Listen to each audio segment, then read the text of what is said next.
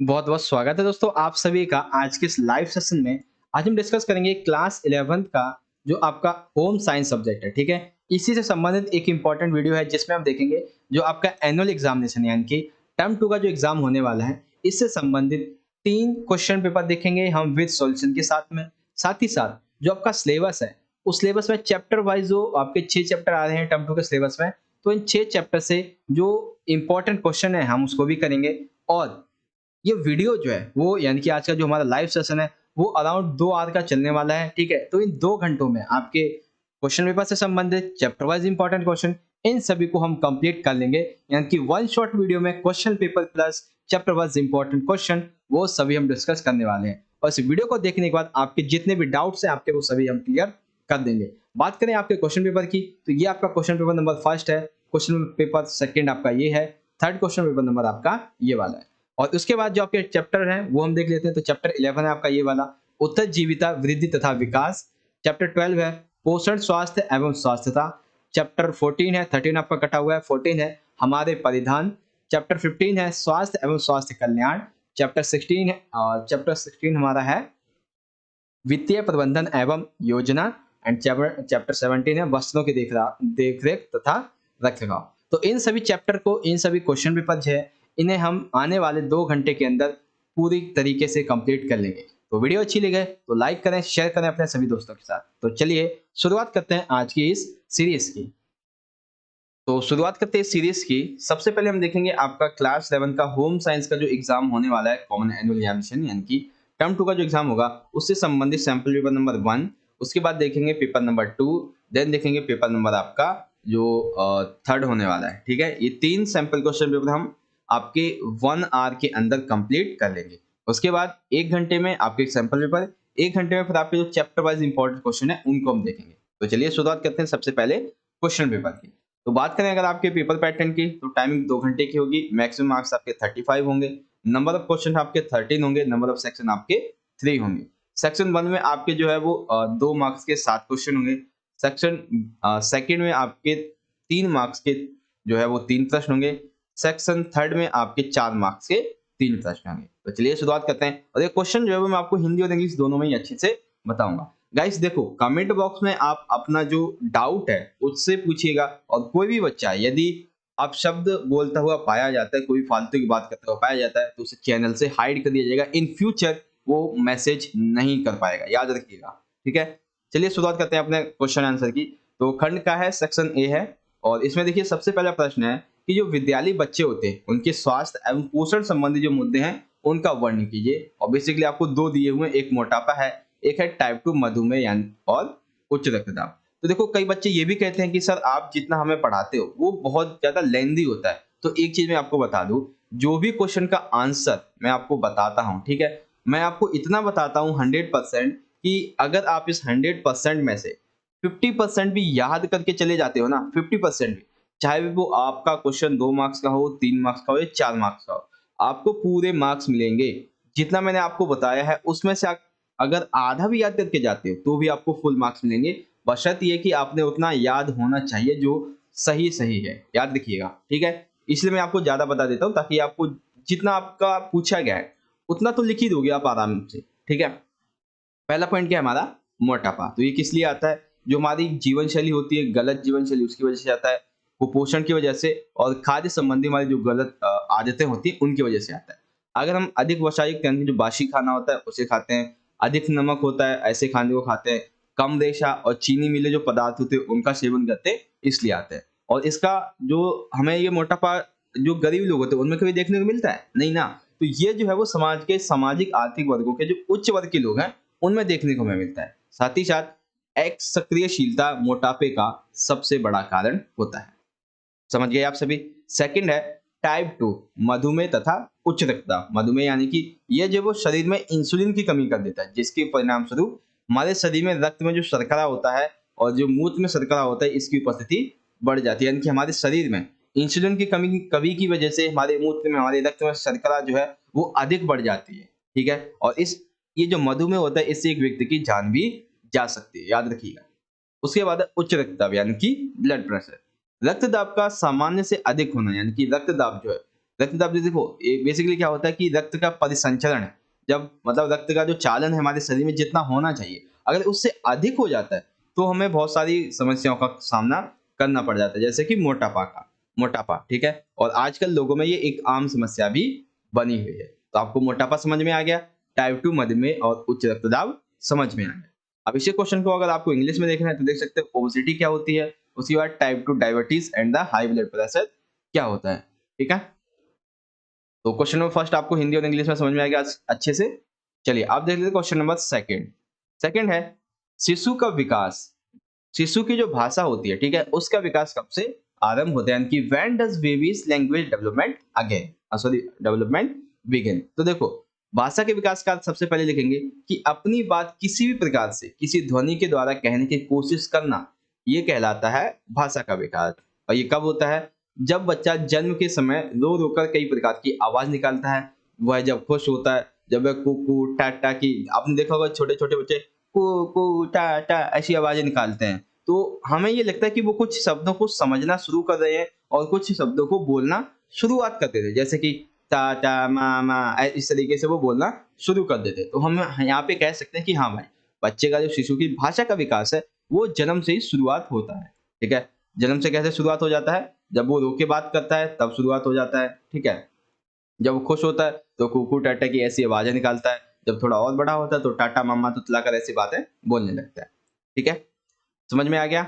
अब देखो थर्ड क्या है, इसमें आपके दो क्वेश्चन होंगे, आपको कोई एक करना है। पहला है सकारात्मक तनाव, यानी कि पॉजिटिव जो स्ट्रेस है वो क्या है, नकारात्मक तनाव यानी कि नेगेटिव स्ट्रेस क्या है। तो देखो सकारात्मक तनाव तो वो होगा जो हमारे लिए अच्छा होगा।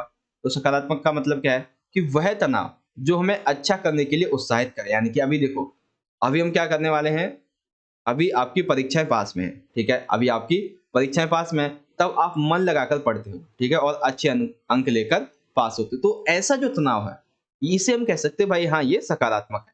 वही नकारात्मक की बात करें तो नकारात्मक तनाव वो होता है जो हमारे काम को, हमारे व्यवहार को, हमारे प्रदर्शन को, शारीरिक मानसिक स्वास्थ्य पर गलत प्रभाव डालता है, उसे हम बुरा तनाव कहते हैं। जैसे कि हम तनावग्रस्त होकर क्या करते हैं, गुस्से में आ जाते हैं, बहस करते हैं, हम पढ़ाई करना छोड़ देते हैं, तो ये सारी चीजें जो वो गलत होती हैं, ठीक है, ऐसी चीजें हमें नहीं करनी चाहिए। और सकारात्मक जो तनाव है वो हमारे लिए काफी अच्छा होता है, ठीक है। दोनों ही इंसिडेंट्स आप समझ गए क्या होता है पॉजिटिव और नेगेटिव।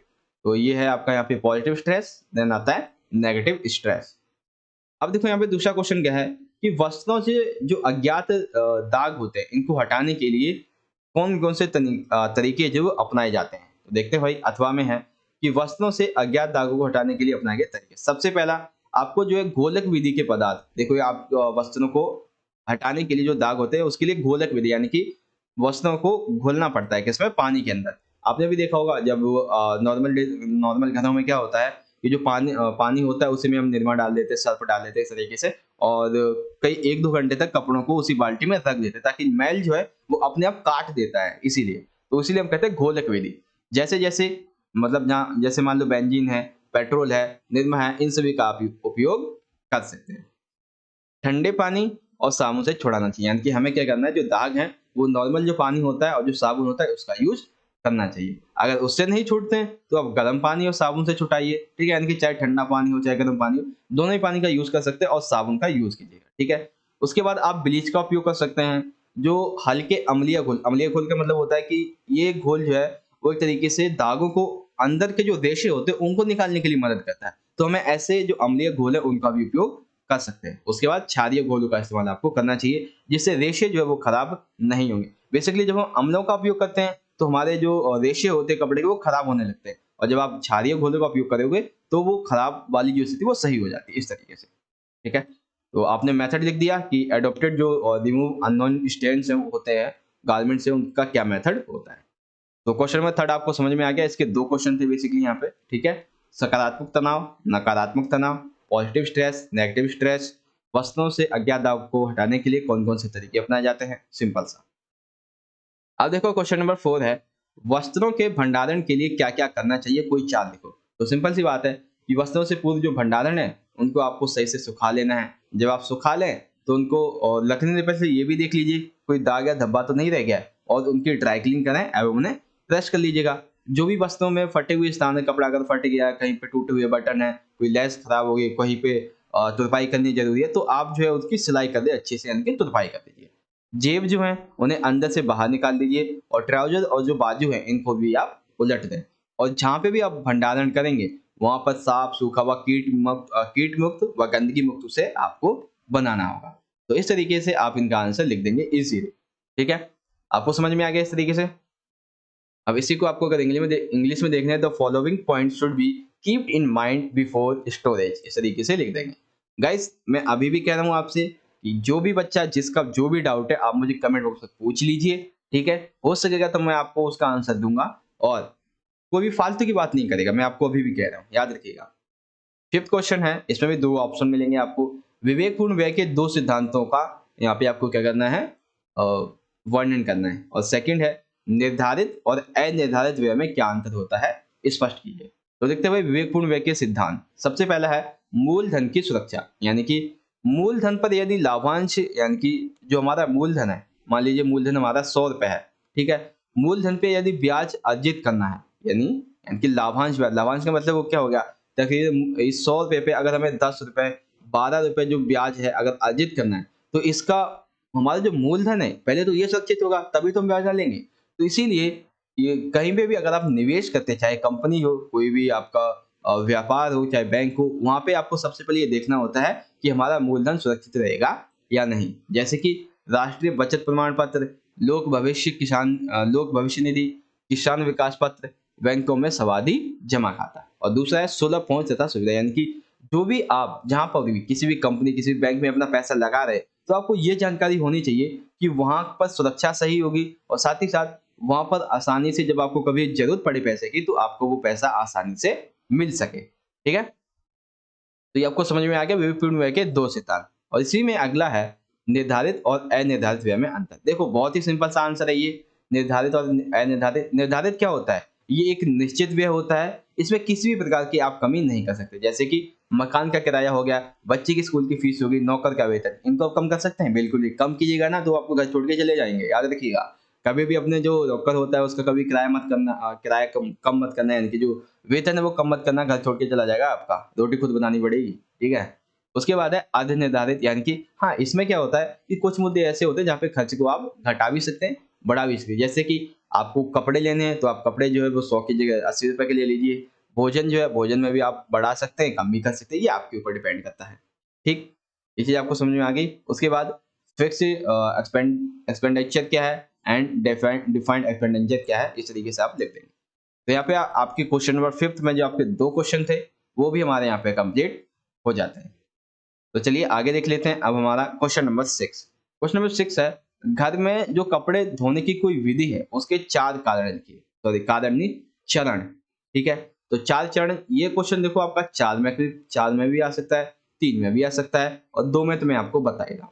तो देखा मैंने आपको हर एक क्वेश्चन को इस तरीके से आपको समझाता हूँ ताकि अगर क्वेश्चन लॉन्ग में भी आ जाए तो भी आप जितना आंसर बताएंगे उतना लिखोगे तो भी इनफ है। तो सबसे पहले क्या होता है, घर में कपड़े जब आप धोते हैं, सबसे पहले आपको कपड़ों को चुनना होता है, यानी कि कपड़ों की संरचना, उनका रंग, पहनने के वस्त्र, घरेलू इस्तेमाल जैसे कि चादर, पर्दे, इन सभी को झाड़ना। तो हमें क्या करना होता है, पहले कपड़े देखने पड़ते हैं, भाई कपड़े जो हैं वो कौन कौन से हमें धोने हैं, उनकी संरचना देखना होता है, उसका रंग देखना होता है, इस तरीके से। फिर क्या करते हैं, जब हमने चॉइस कर लिया कि हाँ ये हमें कपड़ा धोना है, फिर हम उस कपड़े को भिगोते हैं, चाहे वो आप साबुन या फिर डिटर्जेंट है, उसके घोल में आप इसे घोल के रख देते हैं कुछ समय के लिए। फिर आप धोते हैं, यानी कि उपयुक्त विधि के अनुसार उसको क्या करते हैं, साबुन से ब्रश से रगड़ के धोते हैं या फिर वॉशिंग मशीन में डाल के धोते हैं। फिर निथारना, यानी कि जब तक साबुन जो है और जो डिटर्जेंट है जब तक कपड़े से सही तरीके से ना निकल जाए, यानी कि जो झाग होती है वो ना निकल जाए, तब तक आप उसे पानी में डालते रहे, निकालते रहे, इस तरीके से निचोड़ते रहे। उसके बाद है मांडवा नेली। इसका मतलब क्या होता है, जो आपके व्हाइट कपड़े होते हैं, ठीक है, व्हाइट कपड़ों में आप जो है चाहे तो वो, यानी कि सफेद कपड़े जो होते हैं उनका पीलापन हटाने के लिए आप नेल का उपयोग कर सकते हैं। साथ ही साथ कपड़े जो है उनको और अच्छा बनाने के लिए, सुंदर बनाने के लिए आप स्टार्च व चरक का इस्तेमाल भी कर सकते हैं। ये क्या है, ये एक केमिकल टाइप में होते हैं, ये क्या करते हैं कि जो कपड़े होते हैं उनको और कड़क और अच्छा बना देते हैं, एक तरीके से ये कह सकते हैं। ठीक है, क्वेश्चन नंबर सिक्स आपको हिंदी में समझ में आ गया। इंग्लिश में, एक सेकंड कहाँ चला गया भाई, इतनी जल्दी क्यों भाग रहा है यार, अभी तो और भी कुछ क्वेश्चन है यहाँ पे। हाँ देखो, इंग्लिश में देखना रहता है, तो following are the different steps of washing clothes. तो सबसे पहले selection of fabric, shaking, washing, dashing, और उसके बाद अप्लाइंग मैंड्रेन एंड इंडिगो, इस तरीके से। अगला देख लीजिए क्वेश्चन नंबर 7 है, असमर्थ बच्चों को विशेष आहार की आवश्यकता के कोई 2 कारण हैं कि ऐसे बच्चे जिन्हें जो असमर्थ हैं उनके लिए विशेष आवश्यकता जो होती है उससे संबंधित कोई 2 कारण बताइए उनके आहार के लिए। 2 कारण कौन-कौन से हैं? इसे देख लेते हैं। सबसे पहला है कि विशेष आवश्यकता वाले जो बच्चे होते हैं, उनके लिए जो उनकी गतिविधियाँ होती हैं, उन पर नियंत्रण ना होने के कारण उनके आहार में परिवर्तन की आवश्यकता होती है। यानी कि ऐसे बच्चे जिन्हें विशेष आवश्यकता वाले बच्चे हैं, यानी कि जिसे आप कह सकते हैं एक तरीके से CWSN, ठीक है? जिसे आप दिव्यांग भी कह सकते हैं, ये फिजिकल एजुकेशन का भी एक तरह से आंसर क्वेश्चन है आपका, ठीक है? तो उनकी जो खाना-पीना होता है, ठीक है? उस पे जो है हमें क्या करना चाहिए, नियंत्रण लगाना चाहिए, ठीक है? जैसे कि जो स्पार्टिक बच्चे होते हैं स्पार्टिक बच्चों का वस्तुओं को पकड़ने के लिए हाथों की मांसपेशियों पर नियंत्रण नहीं होता है। इस कारण तरल पदार्थों को ठोस रूप में परिवर्तित किया जाता है। यानी कि देखो, जो बच्चे एक तरीके से कह सकते हैं कि ये एक असमर्थता होती है बच्चों में, स्पार्टिक, ठीक है? ये एक असमर्थता है बच्चों में कि वो वस्तुओं को सही से पकड़ नहीं पाते हैं, ठीक है? उनके हाथ-पैर जो उनकी मांसपेशियाँ काम नहीं करती हैं, तो हम क्या करेंगे कि उनके लिए जो पदार्थ है, वो क्या करेंगे ठोस रूप में उन्हें ठोस रूप में उस पदार्थ को बदल देंगे। यानी कि कोई पदार्थ अगर तरल रूप में है, मान लीजिए कि एक तरीके से पानी है, ठीक है? पानी अगर तरल रूप में है तो हम उसे क्या करेंगे, थोड़ा-सा एक तरीके से कह सकते हैं उसमें कुछ मिला देंगे ताकि जो पानी है वो थोड़ा-सा ऐसा बन जाए कि आसानी से जो है ये उसे पी सकें, ठीक है? पानी तो खैर नॉर्मल सा उदाहरण हो गया, हम यहाँ पे उदाहरण लेते हैं किसी और चीज़ का। अच्छा, यहाँ पे हम उदाहरण लेते हैं, कोई वस्तु है, ठीक है? कोई वस्तु ऐसी है जिसे वो हाथ में पकड़ते हैं तो वो छूट जाती है, ठीक है? क्योंकि वो तरल है। अब हम उसे ठोस में परिवर्तित कर देंगे तो वो आसानी से पकड़ लेंगे इस तरीके से। क्योंकि कई बार क्या होता है, जो स्पर्टिक बच्चे होते हैं, ये इनके हाथों की मांसपेशियाँ ज़्यादा काम नहीं करती इसीलिए। कई बच्चे जो होते हैं वो बहुत तेज़ी से, मतलब एक तरीके से कह सकते हैं, बहुत सारे जो खाना होता है उनसे उन्हें एलर्जी हो जाती है। क्यों एलर्जी हो जाती है? क्योंकि भाई जब वो ज़्यादा अधिक खाना खाते हैं, कम भी खाते हैं, तो इसकी वज़ह से उनके अंदर ये उनकी एक असमर्थता होती है जो उन्हें खाने से एलर्जी हो जाती है। तो हमें क्या करना है, उनके इस एलर्जी को खत्म करने के लिए उसके आहार में हमें परिवर्तन करना होगा। यानी कि बेसिकली हमें क्या करना है, 2 कारण, जो स्पेटिक बच्चे होते हैं उनके लिए जो तरल पदार्थ होते हैं उसको ठोस में परिवर्तन करना है, और जिन बच्चों को खाने से एलर्जी है उनके आहार में परिवर्तन करना है, सिंपल सा, ठीक है? समझ में आ गया आप सभी को क्वेश्चन नंबर 7? आप क्वेश्चन नंबर 7 को आप चाहे तो इंग्लिश में भी यहाँ से पढ़ सकते हैं। तो 7 क्वेश्चन आपके 2-2 मार्क्स के हमारे यहाँ पे कंप्लीट हो जाते हैं, ठीक है? और आई होप कि आप सभी को जितने भी क्वेश्चन आंसर अभी तक समझाए गए हैं, वो बहुत अच्छे तरीके से आपको समझ में भी आ रहे होंगे। अब हम चलते हैं अपना सेक्शन नंबर बी की तरफ। बी में हमारे 3 मार्क्स के बेसिकली 3 क्वेश्चन होने वाले हैं। पहला प्रश्न है, एक शिशु का सही विकास उसके भविष्य का आधार है। सामाजिक विकास क्या है तथा शिशु का विकास किस प्रकार से होता है? ये हमारा पहला क्वेश्चन है, तो पहले क्वेश्चन को हम यहाँ पे कंप्लीट करेंगे। देखो, तो आरंभिक संबंध तथा मनोभाव जो शिशु की देखभाल करता है, यानी कि एक तरह से कह सकते हैं जो परामर्शदाता होता है, परामर्शदाता यानी कि जो देखभाल करता होता है, वो जब शिशु की देखभाल करता है तो उसका एक अलग ही लगाव जो है वो शिशु से उत्पन्न हो जाता है, इस जो कि उसकी सामाजिक क्रिया को दर्शाता है। अब देखो, शिशु के विकास का सामाजिक विकास किस तरीके से होता है। तो सबसे पहले, जब आप किसी शिशु को देखकर मुस्कुराते हैं, यानी कि जो शिशु को देखभाल करने वाले व्यक्ति होता है, जब उसे वो देख के मुस्कुराता है, तो हमें भी, जब वो हमें मुस्कुराता देखता है तो वो स्वयं भी मुस्कुराने लगता है, और वो एक छोटी-सी और नन्ही-सी प्यारी-सी आवाज़ भी निकालता है। देखभाल करता क्या करता है कि उसे हमेशा देखना पसंद करता है, ठीक है? और शिशु देखभाल करता के बीच में एक वार्तालाप का जो तरीका है वो स्थापित हो जाता है, और ये एक सामाजिक और भावनात्मक क्रियाओं के प्रथम स्वरूपों में से एक है। यानी कि एक तरीके से जो सामाजिक और भावनात्मक क्रियाएँ होती हैं, उनमें से सबसे पहला चरण होता है कि जब वो आपके जो हाव-भाव है उसे समझने लगे, ठीक है? तो देखभालकर्ता और शिशु के बीच में एक वार्तालाप का जो तरीका होता है वो स्थापित हो जाता है। किसके द्वारा? एक दूसरे को देखने के द्वारा, हँसने के द्वारा, ठीक है? देखभालकर्ता अपने चेहरे पर कुछ हाव-भाव लेके आते हैं, और जो शिशु होता है वो अपनी भावनात्मक गतिविधियों की सहायता से उनमें अंतर करना सीख लेता है, पहचान लेता है कि हमारा ये जो देखभाल करने वाला व्यक्ति वो हमसे क्या कहना चाहता है। देखभालकर्ता शिशु के साथ कई प्रकार की क्रियाएँ भी करते हैं, जैसे कि सिर को हिलाना, इधर-उधर उछालना, झटके देना, किसी ध्वनि के द्वारा बच्चे को खुशी महसूस होती है तो ऐसी ध्वनि उसे बार-बार सुनाना। तो देखभालकर्ता और शिशु, इन दोनों के बीच में जो क्रियाएँ होती हैं, उस तरीके से उसका भावनात्मक विकास होता रहता है। देखभाल करता है शिशु के साथ, थोड़ा जब बड़ा हो जाता है तो उसके साथ पीक, एबू यानी कि लुका छिपी जो है, ऐसे जो खेल है वो आम तौर पे खेलना शुरू कर देते हैं। और जो आपने देखा होगा कि छोटे-छोटे बच्चे अपने पापा की पीठ पे बैठ के खेलते हैं, तो बहुत ही अच्छा लगता है जब ये बचपन में हुआ करता था। तो ऐसा ही जो बातें हैं वो यहाँ पे आपको दर्शानी है कि एक जो देखभाल करता होता है और एक जो बच्चा होता है उसके बीच में किस तरीके का भावनात्मक विकास यहाँ पे देखने को मिलता है। तो लिखेंगे सोशल डेवलपमेंट ऑफ चाइल्ड, और सोशल डेवलपमेंट चाइल्ड का किस तरीके से होता है, तो ये पॉइंट आप यहाँ पे एक्सप्लेन कर देंगे। ठीक है, समझ में आ गया होगा सब आप सभी को। कोई डाउट है तो पूछ लीजिए आप सभी। अगला क्वेश्चन है कि विशेष आवश्यकता वाले जो बच्चे हैं, उनकी पौष्टिक आवश्यकताओं की पूर्ति करते समय किन-किन बातों का ध्यान रखें? यानी कि वो बच्चे जो विशेष आवश्यकता वाले हैं, उनके शरीर के अंदर जो पौष्टिक है, यानी कि पौष्टिक आहार जो है, जब हम उनकी इस समस्या को दूर कर रहे हों, ठीक है? इसका ध्यान रख रहे हो, तो हमें किन-किन बातों का ध्यान रखना ज़रूरी होता है? तो देखते हैं भाई कौन-कौन सी बातें ध्यान रखना ज़रूरी है। तो देखो यहाँ पे सबसे पहला है कि किसी विशेष अवसर वाले बच्चों के लिए जो तरल पदार्थ होते हैं, अभी हमने देखा था 2 मार्क्स में, इसी को हमने 3 मार्क्स में देख लिया कि तरल पदार्थ को गाढ़ा किया जा सकता है। जो सूखे और ढेलेदार भोजन होते हैं, उसको टुकड़ों में काटा जा सकता है और उसे मुलायम बनाया बनाया जा सकता है, ताकि बच्चे जो है इसे आसानी से निगल सकें। और यदि आवश्यकता पड़े तो ट्यूब फीडिंग का भी इस्तेमाल किया जा सकता है। अब ये ट्यूब फीडिंग क्या है? ये एक तरीके से कह सकते हैं बच्चे को खाने खाने में मदद करने के लिए एक प्रक्रिया है। ठीक है? कुछ अशक्त जो बच्चे होते हैं, उनमें मोटे होने की प्रवृत्ति ज़्यादा होती है, तो उनके लिए भोजन करना कठिन होता है। तो हमें भोजन जो है उनके लिए थोड़ा इसी तरीके से बनाना चाहिए। कैसा भोजन बनाना चाहिए कि जो भोजन है उसे सूखे और जो ढीलेदार होते हैं उनको हमें टुकड़ों में काट देना चाहिए, उसे मुलायम बनाना चाहिए इस तरीके से। स्वलीनता रोग, ऑटिज़्म, ठीक है? ऐसे जो बच्चे हैं जो कि स्वाद और गंध, यानी कि एक तरीके से कह सकते हैं जो बदबू होती है और जो खुशबू होती है, इनकी इंद्रियों में परिवर्तन होने के कारण वो समझ नहीं पाते कि कौन-सा भोजन अच्छा है, कौन-सा भोजन गलत है, और वो कोई भी भोजन खा ले। तो हमें उनको भोजन खिलाने से पहले इस चीज़ को देखना होगा कि ये भोजन उनके लिए सही है या नहीं है। जो स्पर्टिक बच्चे होते हैं, ये अभी मैंने देख लिया है, जो भोजन को सही रूप से पकड़ नहीं सकते हैं, उनकी जटिल संरचनाएँ मतलब उन्हें जो खाना है वो अप्रिय लगने लगता है। तो इस वजह से हम क्या कर सकते हैं, उनके भोजन में कुछ बदलाव यहाँ पे चाहें तो कर सकते हैं, जो कि उनके लिए काफ़ी अच्छा साबित होगा। तो ये चीज़ आपको यहाँ पे समझ में आ गई बेसिकली। आपका क्वेश्चन नंबर जो यहाँ पे था 8, इसमें आपके 2 क्वेश्चन थे, कंप्लीट हो गए आपके दोनों ही क्वेश्चन। अब देखते हैं यहाँ पे अगला, क्वेश्चन नंबर 9, धुलाई के पश्चात फिनिशिंग से वस्त्रों की चमक तथा बनावट की विशेषताओं में किस प्रकार सुधार आता है? तो क्या-क्या सुधार आता है जब धुलाई हो जाती है उसके बाद, जब वस्त्र होते हैं उनमें फिनिशिंग करने के बाद?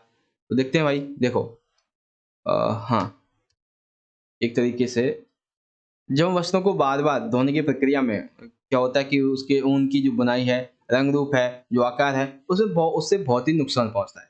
वस्त्रों को दोबारा चिकना, कड़ा, चमकीला, आकर्षक बनाने के लिए कई प्रकार की तकनीक का उपयोग करते हैं। जैसे कि सबसे पहले कड़ा और चिकना, चमकीला बनाने के लिए हम स्टार्च व गोंद का भी इस्तेमाल करते हैं, जो कि सूती व मोटे वस्त्रों में आरकंडी व रेशम के वस्त्रों पर। ऊनी वस्त्रों में चमक लाने के लिए हम क्या करते हैं, सिरके का इस्तेमाल अधिक कर सकते हैं। वो सिरका नहीं है जो आपने चाउमीन चाउमीन वगैरह में देखा होगा, वो ब्लैक जैसा होता है। ये वो सिरका नहीं है, एक तरीके का एक विलियक होता है, याद रखिएगा। सफ़ेद कपड़ों में हम क्या कर सकते हैं, पीलेपन को दूर हटाने के लिए हम नील का उपयोग कर सकते हैं। फिनिशिंग जो है, उससे न केवल वस्त्रों के रंग रूप में सुधार आता है, बल्कि उनके वस्त्रों के अंदर धूल-मिट्टी के कण होते हैं, वो सीधे संपर्क में नहीं आते हैं, बल्कि जो स्टार्च होते हैं, यानी कि कपड़े की जो ऊपरी सतह होती है, उस पे चिपक जाते हैं और बाद में धुलाई के साथ ही आसानी से साफ भी हो जाते हैं, ठीक है? वस्त्रों की बनावट भी कई प्रकार से जो एक तरीके से हानिकारक जो पदार्थ होते हैं वो चिपक जाते हैं, उसको दूर करता है और वे वस्त्रों को चिकना और सुंदर दिखाई देने लायक बनाए रखता है। इस तरीके से आप इसका आंसर लिख देंगे। तो क्वेश्चन नंबर 9 आपको इजीली तरीके से यहाँ पे समझ में आ गया होगा, ठीक है?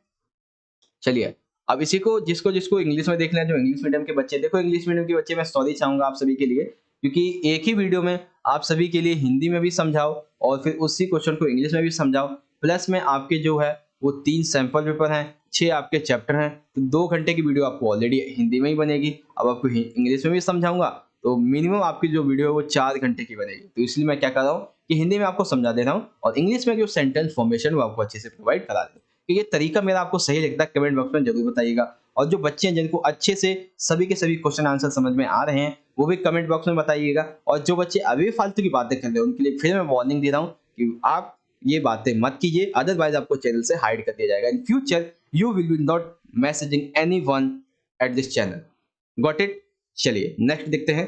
तो क्वेश्चन नंबर 10 है, आप किसी व्यक्ति, एक सेकेंड, हाँ, क्वेश्चन नंबर 10 है हमारा, आप किसी भी व्यक्ति के तनावग्रस्त होने को किन-किन परिस्थितियों से और लक्षणों से द्वारा समझ सकते हैं? यानी कि कोई भी व्यक्ति तनावग्रस्त है, ठीक है? वो आप कैसे समझेंगे कौन-कौन सी परिस्थितियाँ होती हैं, कौन-कौन से लक्षण होते हैं? तो सबसे पहले लक्षण होता है सिर दर्द होना, ठीक है? आपका ब्लड प्रेशर बढ़ जाना और साथ ही साथ जो आपका हार्ट अटैक होता है उसका एक कारण बनना।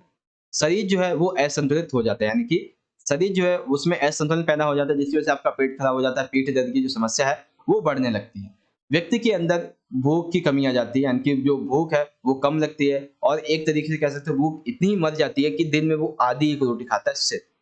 साथ ही साथ तनावग्रस्त होने से व्यक्ति को नींद नहीं आती है, ऐसी समस्या सामने आती है, उसके स्वास्थ्य पर बहुत ही गहरा असर डालती हैं। मानसिक तनाव के कारण चेहरे की जो मांसपेशियां होती हैं उन पे दबाव पड़ता है व त्वचा में जो झुर्रियां होती हैं वो भी हमें मतलब वो भी झुर्रियां इन बच्चों में हमें देखने को मिलती हैं। तो इस तरीके से कोई भी व्यक्ति जो तनावग्रस्त होगा उसमें सिर दर्द, ब्लड प्रेशर, हार्ट अटैक और बदहजमी, पेट का दर्द, भूख की कमी, नींद न आना और ये जो मानसिक तनाव है, ये सभी हम जो है इस तरीके से समझ सकते हैं कि कोई भी व्यक्ति जो है वो तनावग्रस्त है। और इसी चीज़ को अगर आपको इंग्लिश में समझना है तो इस तरीके से आप इसे यहाँ पे समझ सकते हैं। तो गाइस यहाँ पे हमारा सेक्शन नंबर जो बी था ये भी कंप्लीट हो जाता है। अब आता है section number C. Section number C में 4 मार्क्स का हमारा क्वेश्चन है, किशोरों के वस्त्र कैसे होने चाहिए? यानी कि किशोर अवस्था में क्या है, ये जो बच्चे होते हैं उनके वस्त्र आपको किस तरीके के खरीदने चाहिए?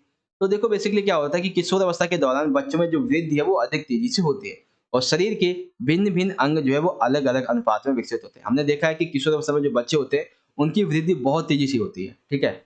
तो हमें क्या करना चाहिए सबसे पहले तो जो किशोर होते हैं, उनको ऐसे वस्त्र खरीदने चाहिए जो कि धोने में आसान हो, ताकि उनके लिए स्वच्छता भरे हुए और त्वचा संबंधी जो परेशानियाँ होती हैं, ऐसी परेशानियों से बचाए ऐसे कपड़े हमें उनके लिए लेने चाहिए। यानी कि बेसिकली देखो यहाँ पे 3 विशेषताएँ आपको याद रखनी है। कौन-कौन सी? सबसे पहली तो कि वस्त्र धोने में आसान हो, उनकी स्वच्छता का ध्यान रखें और त्वचा संबंधी जो परेशानी जैसे कि फोड़े-फुंसी ऐसे ना हो, ऐसे वस्त्र हमें खरीदने चाहिए। किशोरों के परिधान का डिज़ाइन जो कुछ इस तरीके का होना चाहिए जो कि जब वो दौड़ रहे हों, चल रहे हों, खाना खा रहे हो, कुछ भी कर रहे हो, कोई भी गति कर रहे हो, तो उसमें उसके लिए बाधक ना बने। किशोरों के वस्त्र किसी भी प्रकार से असभ्य की जो समाज में अच्छे ना हो, ऐसे नहीं दिखने चाहिए, फटे वगैरह नहीं होने चाहिए। वस्त्र जो है वो मुलायम हो, लचीले हों और विभिन्न अलंकरण यानी कि कुछ चीज़ें ऐसी लगी हो जो उसे देखने में पसंद आती हो। वस्त्र जो है वो किशोरों की शारीरिक आकार, लंबाई तथा रंग रूप के अनुसार होने चाहिए। तो किशोरों के लिए जो वस्त्र है, हाउ शुड टीनेजर ड्रेस, तो कैसी होनी चाहिए? तो इससे संबंधित ये जो पॉइंट्स हैं वो आप यहाँ पे इजीली क्लियर कर देंगे। समझ में आ गया आप सभी को ये वाला क्वेश्चन नंबर 10। अब देखते हैं क्वेश्चन नंबर 11। 11 में 2 क्वेश्चन है आपकी याद रखिएगा। पहला है स्वास्थ्य कल्याण के किन्हीं 4 आयामों को आयाम जो है इनका वर्णन कीजिए। तो देखते हैं भाई 4 की जगह मैं आपको 6 आयाम बताने वाला हूँ, ठीक है? तो कौन-कौन से? सबसे पहला है शारीरिक पहलू। एक लाइन यहाँ पे खींच देते हैं उस तरीके से।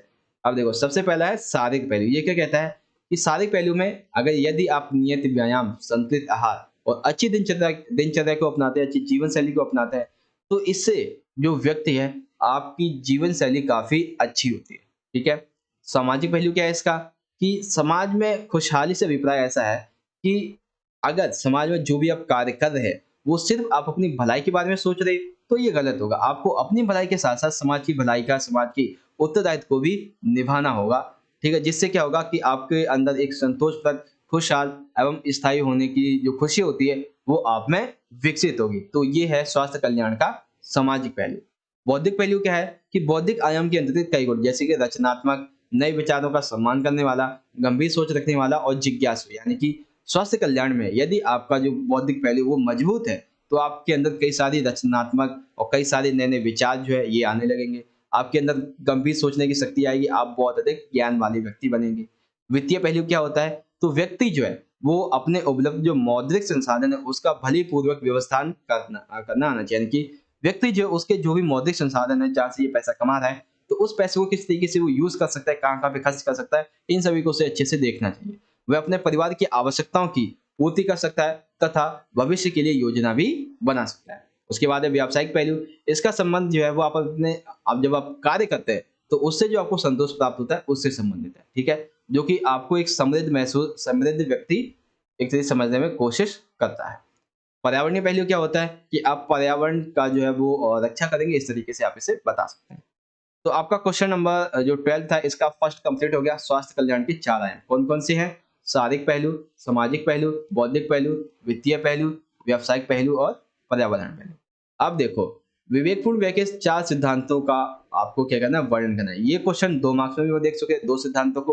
अब यहाँ पे हम 4 सिद्धांतों को देखने वाले हैं बेसिकली, ठीक है? तो पहले इंग्लिश में समझ लीजिए जो आपका डायमेंशंस थे हेल्थ के और वेलनेस के, फिजिकल एस्पेक्ट्स है, सोशल एस्पेक्ट्स है, उसके बाद इंटेलेक्चुअल एस्पेक्ट्स है, फाइनेंशियल एस्पेक्ट्स है, ऑक्यूपेशनल एस्पेक्ट्स है, उसके बाद एनवायरमेंटल एस्पेक्ट्स है। उसके बाद लिख देंगे अथवा में। तो देखो, परिवार की बचत करते समय, ठीक है? सबसे पहले आपको बता देना कि आखिर ये व्यय होता क्या है। तो परिवार की जब आप बचत करते हो तो व्यक्ति जो है परिवार में बचत करते-करते समय, पैसा बचाते-बचाते समय पूरा जीवन अपना व्यतीत कर देता है। बचत के बुद्धिमत्ता निवेश में ये ध्यान रखना चाहिए कि किसकी अच्छी मतलब ये जो हम पैसा लगा रहे हैं, वो हमारा वापसी आना चाहिए, धन सुरक्षित हो, आवश्यकता पड़ने पर उपलब्ध हो सके। तो अब है व्यय पूर्ण के सिद्धांत। वो कौन-कौन से सिद्धांत हैं? 4 बेसिकली। सबसे पहला है कि मूलधन की सुरक्षा। यानी कि यदि आपको मूलधन पर अच्छा खासा ब्याज अर्जित करना है, तो आपको ये देखना होगा कि हमारा मूलधन सुरक्षित है या नहीं है। यानी कि निवेश करने से पूर्व हमें ये देखना होगा कि मूलधन जो है वो सुरक्षित होना चाहिए। जैसे कि यदि आप राष्ट्रीय बचत प्रमाण पत्र, लोक भविष्य निधि, किसान विकास पत्र, बैंकों में सावधि जो जमा खाता है, इसमें जब आप पैसा रखते हैं तो हाँ, यहाँ पे आपका जो पैसा है वो सुरक्षित रहता है और इस पे आपको जो बैंक जो है वो ऋण भी प्रदान करते हैं। सुलभ पहुँच तथा सुविधा, यानी कि जब भी आप ये चयन करें कि आप अपना निवेश कहाँ पे करने जा रहे हैं, तो आपको उसके बारे में पूरी जानकारी होनी चाहिए और ये भी देखना होगा कि वहाँ पे सुरक्षा सही है। साथ ही साथ यदि आपको पैसा कभी ज़रूरत पड़े, कोई भगवान न करे कि कोई आपके साथ दुर्घटना घट जाए, तो ऐसे में क्या है कि आपके साथ कोई दुर्घटना हो जाए तो आपको पैसे की ज़रूरत पड़े तो वहाँ पे आपको पैसा आसानी से मिल सके, ऐसी जगह आपको देखनी चाहिए। प्रतिलाभ की तर्क संगत दर, यानी कि ला हाँ, यहाँ पे लाभ नहीं लाख होना चाहिए, ठीक है? प्रति लाख। इसकी दर जो है जितनी अधिक होगी, जोखिम उतना ही अधिक होगा। यानी कि धन को निवेश करने से पहले हमें विभिन्न प्रकार की योजनाएँ बनानी होंगी, विकल्प बनाने होंगे और जो संभावित खतरे हैं, उनसे निकलने के लिए हमें सारी की सारी योजनाएँ अपनी बनानी होंगी। तरलता क्या है कि कोई भी निवेश जितना अधिक तरल होगा, उसकी कीमत उतनी अधिक होगी और निवेशक को उतनी कम आय प्राप्त होगी। इस तरीके से आप बता देंगे। तो क्वेश्चन नंबर 12 के आपके 2 क्वेश्चन थे यहाँ पे, वो हमने यहाँ पे कंप्लीट कर लिए हैं। स्वास्थ्य कल्याण के 4 आयाम, विवेकपूर्ण व्यय के 4 सिद्धांत। अब देखो, सबसे आखिरी क्वेश्चन है हमारा यहाँ पे, विशेष आवश्यकता वाले जो बच्चे होते हैं, ठीक है? उनके लिए कपड़ों की क्या-क्या विशेषताएँ होनी चाहिए? तो विशेष आवश्यकता वाले बच्चों के लिए कपड़ों की क्या-क्या विशेषताएँ होनी चाहिए? देखते हैं भाई, सबसे पहला क्या है? आरंभिक मापदंड क्या होता है कि आराम, यानी कि बच्चे जो है उनके लिए हमें जो भी कपड़े हम खरीदें वो क्या होने चाहिए? उनके लिए आरामदायक होने चाहिए। कैपिलस और ब्रासेज के लिए परिधान में विशिष्ट क्षेत्र में दोहरी सिलाई होनी चाहिए, यानी कि एक जैसे कह सकते हैं जो बच्चे हैं उनके कपड़ों में दोहरी सिलाई होना अनिवार्य है। कमर की बेल्ट की इलास्टिक होनी चाहिए, यानी कि कमर की जो बेल्ट है वो इलास्टिक वाली होनी चाहिए, जिससे आप किसी भी एज के बच्चे को पहनाएं तो उनकी जो शारीरिक प्रक्रिया होती है, ठीक है, बढ़ने की प्रक्रिया, उसमें वो बदलाव नहीं डालेगा, ठीक है। और वस्त्रों को खोलने और बांधने के लिए वेलक्रोज और चेन के साथ जिपर का प्रयोग भी किया जाना चाहिए। साथ ही साथ कपड़ों में सौंदर्य बोध का होना जरूरी, यानी कि कपड़े जो है वो अच्छी दिखने चाहिए, जिसकी वजह से जो अक्षमताग्रस्त वाले बच्चे हैं उनके लिए कपड़े सामान्य बच्चों की तरह ही दिखने चाहिए, ठीक है। अर्थात अच्छी तरह से सिले हुए हैं एवं पहनने में काफी आसान हो। ऐसे कपड़े जो है उनका रंग होना चाहिए जो कि बच्चों को अच्छे लगे और उनको एक अच्छा अनुभव प्रदान करें। ऐसे बच्चों के लिए सबसे उपयुक्त परिधान होता है जो पहनने वाले और देखभाल करने वाले दोनों के लिए आवश्यक होते हैं। ऐसे बच्चों के कपड़ों का रंग, प्रिंट लुभावना होना चाहिए ताकि उन्हें पहना जा सके, अच्छा लगे। ऐसे बच्चों के लिए ये 2 पॉइंट तो यहाँ पे मैंने 2 बार लिख दिए यार। चलो कोई नहीं, यहाँ पे बेसिकली आप ये 5 पॉइंट याद रखिएगा, ठीक है? कौन-कौन से? सबसे पहला आरामदायक होने चाहिए, ठीक है? और आरामदायक दोहरी सिलाई होनी चाहिए, इलास्टिक होनी चाहिए, चेन के साथ जिपर का उपयोग कर सकते हैं, सौंदर्यवान होने चाहिए, साथ ही साथ जो है अच्छी तरीके से पहन सकें और कपड़े का जो रंग है, जो प्रिंट है वो लुभावना होना चाहिए। इस तरीके से आप यहाँ पे लिख दें, ठीक है? तो अब इसी क्वेश्चन को अगर आपको इंग्लिश में देखना है तो यहाँ से जो है इंग्लिश में से देख सकते हैं, ये सभी पॉइंट्स आपके इंग्लिश के, ठीक है? तो समझ में आ गया आप सभी को आपका ये जो क्वेश्चन मैं बता।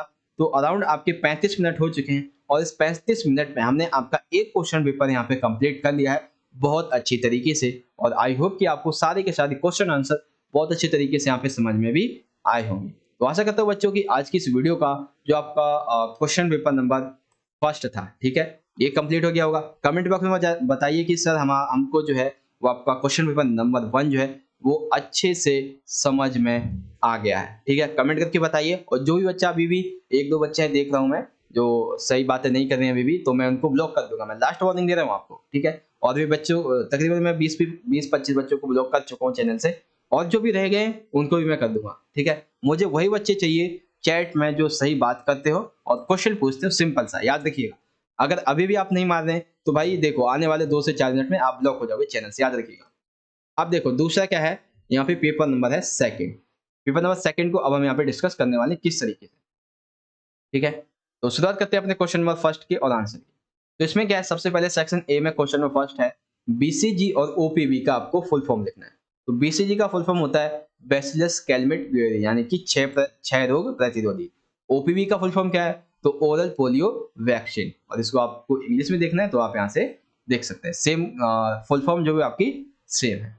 उसके बाद सेकंड है, टॉडलर अवस्था में जूतों का क्या महत्व होता है। तो देखो इस आयु वर्ग के जो बच्चे होते हैं वो बहुत ही सक्रिय होते हैं, वे अधिकांश कार्य को स्वयं ही करना शुरुआत कर देते हैं और वे चलना शुरू कर देते हैं, और ये उनके चलने की प्रारंभिक अवस्था होती है। इसीलिए जूते, मोजे, चप्पल ये उसके पहनावे का एक अभिन्न अंग बन जाते हैं।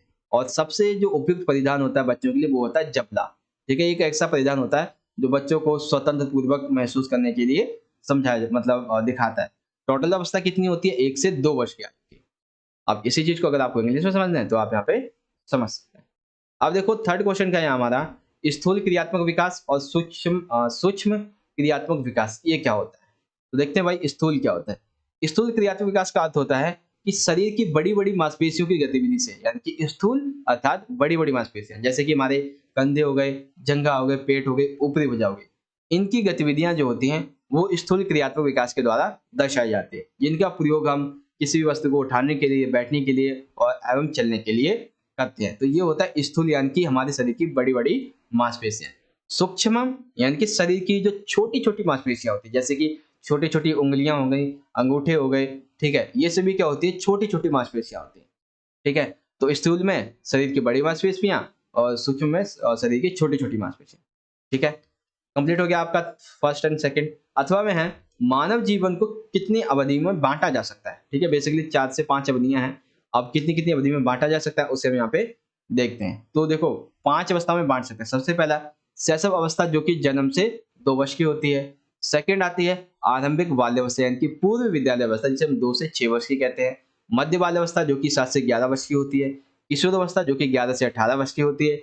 वयस्क अवस्था जो कि 18 वर्ष से या फिर उससे अधिक भी होती है। तो इन 5 अवस्थाओं में हम एक व्यक्ति का जो जीवन है उसे डिफरेंस मतलब उसे हम बांट सकते हैं। ठीक है, उसके बाद ये पॉइंट हो गया आपके। तो क्वेश्चन नंबर थर्ड के आपके जो 2 क्वेश्चन थे, पहला ये वाला था और सेकंड आपका ये वाला था, वो हमने यहाँ पे कंप्लीट कर लिया। क्वेश्चन नंबर फोर्थ देखते हैं कि किसी भी व्यक्ति की पोषणात्मक स्थिति की पहचान करने के लिए, उसकी जांच करने के लिए कौन कौन से स्वास्थ्य जो व्यवसायी हैं उनका उपयोग किया जाता है और किन किन विधियों का इसमें उपयोग किया जाता है। तो सबसे पहले जो रोगी का स्वास्थ्य है, उसका जो आहार है, उसकी जो व्यक्तिगत और चिकित्सीय इतिहास है, उसकी जानकारी ली जाती है, विस्तृत जानकारी। रोगी की जो मानवीय माप है वो ली जाती है, और जब ये सभी उसके टेस्ट कर लिए जाते हैं फिर उन टेस्ट को लैब में आंकड़ों के अनुसार देखा जाता है। उसके बाद भौतिक मापों को वहां पे दिखाया जाता है। फिर हम ये कह सकते हैं कि इसके अंदर, व्यक्ति के अंदर पोषणहीनता के कौन कौन से कारण हैं और इससे भविष्य में क्या क्या खतरा हो सकता है। तो वो सारी चीजें हम इस पोषण युक्त स्थिति को जांच करने के लिए एक जो व्यवसायी रोगी होते हैं उनके द्वारा किया जाता है, व्यवसायी प्रयोगी जो होते हैं। तो आपको समझ में आ गया क्वेश्चन नंबर 4। कोई भी डाउट है तो पूछ लीजिए बच्चों, मैं आपको कमेंट बॉक्स में उसका रिप्लाई करता जाऊंगा। तो ये है आपका इंग्लिश में, जिसे आप जो है इजीली तरीके से समझ सकते हैं। क्वेश्चन नंबर 5 है, ड्राई क्लीनिंग किसे कहते हैं। ड्राई क्लीन के लिए इस्तेमाल होने वाले जो चिकनाई विलेखों के नाम है वो कौन कौन से। तो देखो ड्राई क्लीनिंग क्या होती है, बिना जल की वस्तुओं की धुलाई या सफाई की प्रक्रिया को ड्राई क्लीनिंग, यानी कि जो वस्त्र होते हैं उनकी धुलाई में 100% जो पानी है, ठीक है, उसका उपयोग नहीं होता है, याद रखिएगा। ठीक है, अब कौन कौन से विलियक है, तो विलियक हो सकते हैं ईथर है, एसीटोन है, बेंजीन है, कार्बन टेराक्लोराइड है। ठीक है, ये भी आपको समझ में आ गया ड्राइक्लीन क्या है एवं चिकनाई विलियक। अथवा में देखिए कि वस्त्रों के भंडारण के लिए क्या क्या करना चाहिए। तो वस्त्रों के भंडारण के लिए हमें क्या क्या करना चाहिए, इस क्वेश्चन को हम पहले से ही कर चुके हैं। ठीक है, सैंपल नंबर 1 में कर लिया है कि ठीक से सुखाना है, दाग धब्बे हटा देने हैं, ड्राई क्लीन या ब्रश करना है, फटे हुए स्थान है, टूटे बटन है, लेस उनको क्या तुरपाई कर दें, जेबों को अंदर से तथा ट्राउजर को बाजू से उल्टा कर दें और जो भी भंडारण खड़े हैं वहाँ पे आपको क्या करना है, साफ व सूखा और गंदगी मुक्त बनाना है इस तरीके से। 5 कंप्लीट हो गया। क्वेश्चन नंबर 6 देखते हैं यहाँ पे हमारा भारतीय ग्राहक को उपलब्ध कोई 4 बचत एवं निवेश विकल्पों की सूची बताइए। तो 4 की जगह मैं आपको 10-15 समझा देता हूँ। देखो, एक है डाकघर, स्वर्ण, घर और जमीन, bank, unit trust of India, राष्ट्रीय बचत योजना, शेयर एवं ऋण पत्र, म्यूचुअल निधि, भविष्य निधि, लोक भविष्य निधि, पेंशन योजना, जीवन बीमा, चिकित्सा बीमा। ये सभी क्या है, ये भारतीय ग्राहक के लिए उपलब्ध 4 बचत और निवेश विकल्पों की सूची है। तो इतने सारी सूचियां हैं, इसमें से आपको कोई 4 ही लिखने हैं, आपको 2 मार्क्स मिल जाएंगे। बेसिकली आपको शॉर्ट फॉर्म में ये नाम लिखने हैं इस तरीके से। ठीक है, तो सर के क्वेश्चन नंबर 6 का आंसर आप यहाँ पे भी देख सकते हैं इजीली तरीके से। चलिए क्वेश्चन नंबर 7 देखते हैं। व्यक्ति की चयापचय दर से आप क्या समझते हैं? ठीक है, चयापचय दर क्या होती है?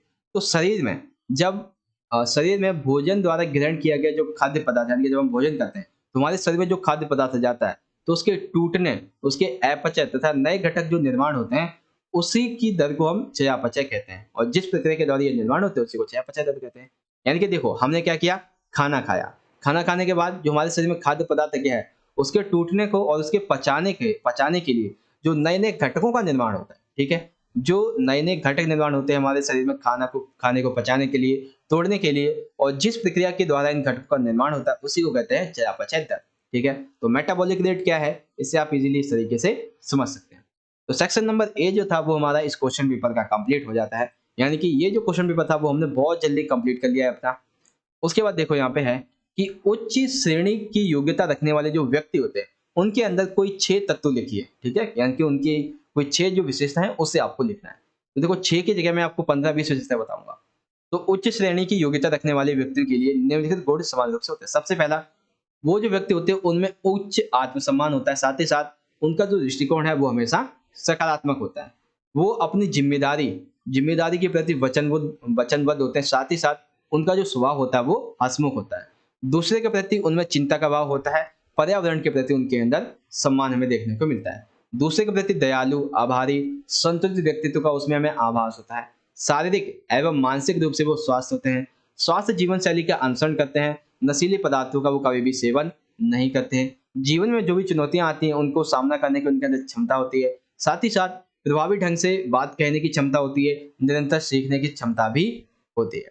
तो ये क्या है, ये उचित श्रेणी के जो व्यक्ति हैं उनके अंदर जो विशेषता है उसको मैंने आपको यहाँ पे सारी की सारी जो विशेषता है उन सभी को अच्छे से आपको समझा दिया है। ठीक है, यानी कि एक तरीके से जो व्यक्ति जो भी प्रसिद्ध व्यक्ति होता है उसमें क्या क्या योग्यताएं होती है ये आपको समझानी थी। उसके बाद पारिवारिक बजट की योजना बनाने के लिए कोई 3 लाभ बताइए। यानी कि जब आप पारिवारिक बजट की योजना बनाते हैं तो उसके कौन कौन से 3 लाभ होते हैं। तो देखते हैं भाई कौन कौन से 3 लाभ होते हैं। सबसे पहला है, देखो यहाँ पे इस तरीके से अंडरलाइन करेंगे। सबसे पहला, नियोजन से जो है परिवार में अपनी आय का इस्तेमाल सही तरीके से कैसे कर सकते हैं उसकी हम समीक्षा करते हैं। दूसरा, विभिन्न श्रेणियों के लिए धन जो है वो आवंटित किस तरीके से होगा, हमारी कुल राशि जो है कहाँ कहाँ पे खर्च होगी इसका हम ध्यान लगाते हैं।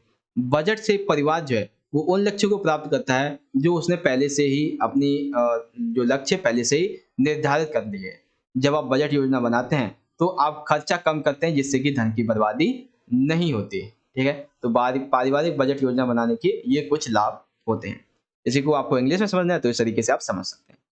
तो ये चीज आपको यहाँ पे इजीली तरीके से समझ में आ गई होगी। क्वेश्चन नंबर जो आपका ये वाला था, क्वेश्चन नंबर 8, 2 क्वेश्चन थे आपके बेसिकली यहाँ पे। आप चलते हैं अगले क्वेश्चन पे। तो यहाँ पे आता है हमारा क्वेश्चन नंबर 9। स्कूल जाने वाले बच्चों के लिए पोषण संबंधी कोई 4 आवश्यकताएं। जो बच्चे स्कूल जाते हैं उनके लिए पोषण से संबंधित कोई 4 आवश्यकताएं आपको लिखनी है। तो कौन कौन से 4 आवश्यकताएं हो सकती हैं। सबसे पहले, स्कूल जाने वाले बच्चे कौन से होते हैं, जो 9 वर्ष की आयु के पश्चात के होते हैं। इनमें देखो ऊर्जा है, प्रोटीन है, लौह तत्व है, ठीक है, कैल्शियम है और लवण है। तो इन सभी पॉइंट्स को हम यहाँ पे क्या करेंगे, एक्सप्लेन करेंगे। तो सबसे पहले ऊर्जा प्रोटीन को समझते हैं। व्यक्ति जो बच्चा होता है वो अधिक क्रियाशील होता है, उसकी तेजी से वृद्धि हो रही होती है। लड़कों की और लड़कियों की मांसपेशियों में जो वृद्धि होती है वो अधिक हो रही होती है। तो इसीलिए हमें उनके अंदर जो पोषण संबंधी जो हमें खाना उन्हें खिलाना चाहिए वो ऊर्जा युक्त होना चाहिए। प्रोटीन खेलकूद की वजह से, चोट लगने की वजह से, अधिक शारीरिक वृद्धि और विकास की वजह से उचित मात्रा में व उन्हें अच्छी क्वालिटी की प्रोटीन की आवश्यकता होती है। उसके बाद है मासिक स्राव के कारण, रक्त के आयतन के कारण, वृद्धि के कारण उनमें क्या होता है, जो गर्ल्स होती हैं यानी कि जो स्त्रियाँ होती हैं उनमें लौह तत्व की कमी हो जाती है। तो इसीलिए हमें क्या करना चाहिए, उनके लिए भोजन जो है वो अच्छा खासा उन्हें खिलाना चाहिए। हड्डियों में वृद्धि होने लगती है, अस्थि तंत्र विकसित होने लगता है, जिसकी वजह से हमारे शरीर में जो कैल्शियम होता है उसकी कमी हो जाती है और हमें कैल्शियम की पूर्ति करनी पड़ती है। कई बार पसीना आता है तथा शरीर की जो आंतरिक गतिविधियां होती है उनकी संक्रियशीलता के कारण सूक्ष्म लवणों की आवश्यकता बढ़ जाती है, जैसे कि सोडियम, पोटेशियम। तो इन सभी को आप इस तरीके से लिख देंगे। तो एक स्कूल जाने वाले बच्चे के लिए ऊर्जा, प्रोटीन, लौह तत्व, कैल्शियम, लवण, इन सभी के जो पॉइंट्स हैं वो आप यहाँ पे एक्सप्लेन कर देंगे। अब देखो इसी को इंग्लिश में देखना है तो एनर्जी है, प्रोटीन है, आयरन एलिमेंट है, कैल्शियम है, साल्ट है, इस तरीके से लिखेंगे। सेक्शन बी का आखिरी क्वेश्चन है हमारा यहाँ पे। सेक्शन बी की बात करें तो सेक्शन सी अभी अभी हमारा बाकी है। बच्चों की वस्तु में वृद्धि के लिए गुंजाइश कैसे रखी जा सकती है, यानी कि बच्चे के जो कपड़े होते हैं उनको भविष्य में अगर हम चाहें तो बड़ा कर सकते हैं। तो इसके लिए हमें क्या क्या जो यहाँ पे वृद्धि के लिए गुंजाइश रखने वो कौन कौन सी हो सकते हैं। तो देखो बच्चों की शारीरिक वृद्धि और विकास को ध्यान में रखते हुए कपड़ों में वृद्धि के लिए गुंजाइश होनी चाहिए, जैसे कि विशेष करके सबसे पहले लंबाई बढ़ाने के लिए, यानी कि जब जैसे जैसे बच्चे बढ़ते हैं तो हमें कपड़ों में लंबाई बढ़ाने के लिए जो है मतलब देखो क्या होता है, बच्चे जो होते हैं उनकी लंबाई तेजी से बढ़ रही होती है, ठीक है। तो हमें जो है वो कभी भी बच्चों की माप से अधिक बड़े कपड़े जो है वो नहीं खरीदने चाहिए, क्योंकि जब बच्चे ढीले ढाले ना तो ढीले ढाले कपड़े पहनते हैं, ना ही तो एक तरीके से जो टाइट होते हैं वो कपड़े पहनते हैं। तो बच्चे जो है वो कपड़े पहनते हैं जो उनको फिट बैठते हैं, ठीक है।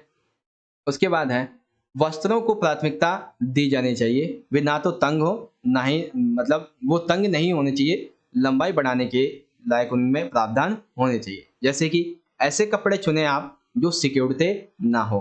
पैंट जो होती है उसके निचले हिस्से यानी कि जो आपका मोरी होती है, एक तरीके से जो एड़ी होता है वहाँ पे जो एक पैंट का शेप होता है, वहाँ पर क्या होता है कि कपड़ा जो है वो हमें अधिक लगाना चाहिए। जब बच्चे की लंबाई बढ़े तो उसको हटा के हम पैंट का जो लंबाई है उसके बड़ा कर सकें। कंधों पर जो है वो प्लेटें और चुन्नटें अधिक होनी चाहिए ताकि कपड़ों को ढीला करने की उनमें गुंजाइश हमें देखने को मिल सके। तो बेसिकली बच्चों की शारीरिक वृद्धि और जो शारीरिक वृद्धि विकास होता है उसमें उसके लिए जो कपड़े होते हैं उन्हें विकास के लिए किस किस तरह की गुंजाइश होनी चाहिए। तो इन पॉइंट्स को आप यहाँ पे इजीली क्लियर कर देंगे, ठीक है। तो क्वेश्चन नंबर 10 आपको समझ में आ गया, इंग्लिश में आप यहाँ पे देख सकते हैं। तो इस तरीके से question number B, section number B हमारा यहाँ पे कंप्लीट हो जाता है, ठीक है। अब आता है हमारा सेक्शन नंबर सी। इसमें हमारे 4 मार्क्स के बेसिकली 3 क्वेश्चन होने वाले हैं। तो सेक्शन नंबर सी में पहला प्रश्न है, गंदगी क्या होती है? पानी तथा साबुन, डिटर्जेंट किस प्रकार से मिलकर वस्त्रों की जो गंदगी होती है उसे दूर करते हैं? तो कमेंट में बताइए बच्चों कि आप सभी को सारे क्वेश्चन अच्छे से समझ में आ रहे हैं या नहीं, ठीक है। कमेंट करके बताइए सभी बच्चे। अब देखो सबसे पहले गंदगी क्या होती है।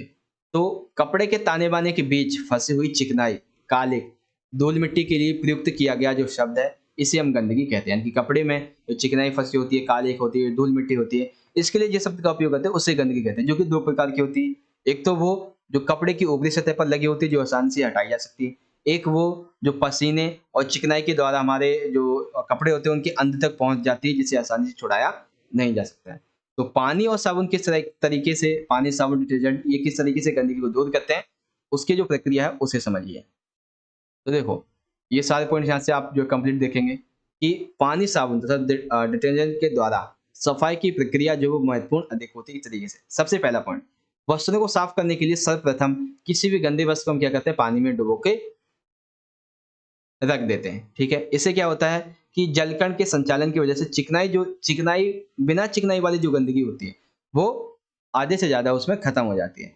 पानी में धोने से कुछ गंदगी हट जाती है, मिट्टी के कुछ कण हट जाते हैं, लेकिन इस गंदगी मतलब वो गंदगी जो कि पसीने और चिकनाई की वजह से उत्पन्न हुई थी वो यहाँ पे रह जाती है।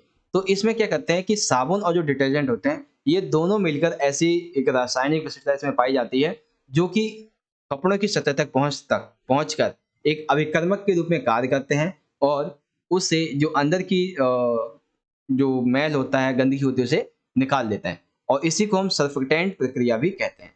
पानी के पृष्ठ तनाव को कम कर देते हैं, यानी कि पानी के जो पृष्ठ होते हैं वो तनाव को कम कर देते हैं, किसके? जो कपड़े होते हैं उसके।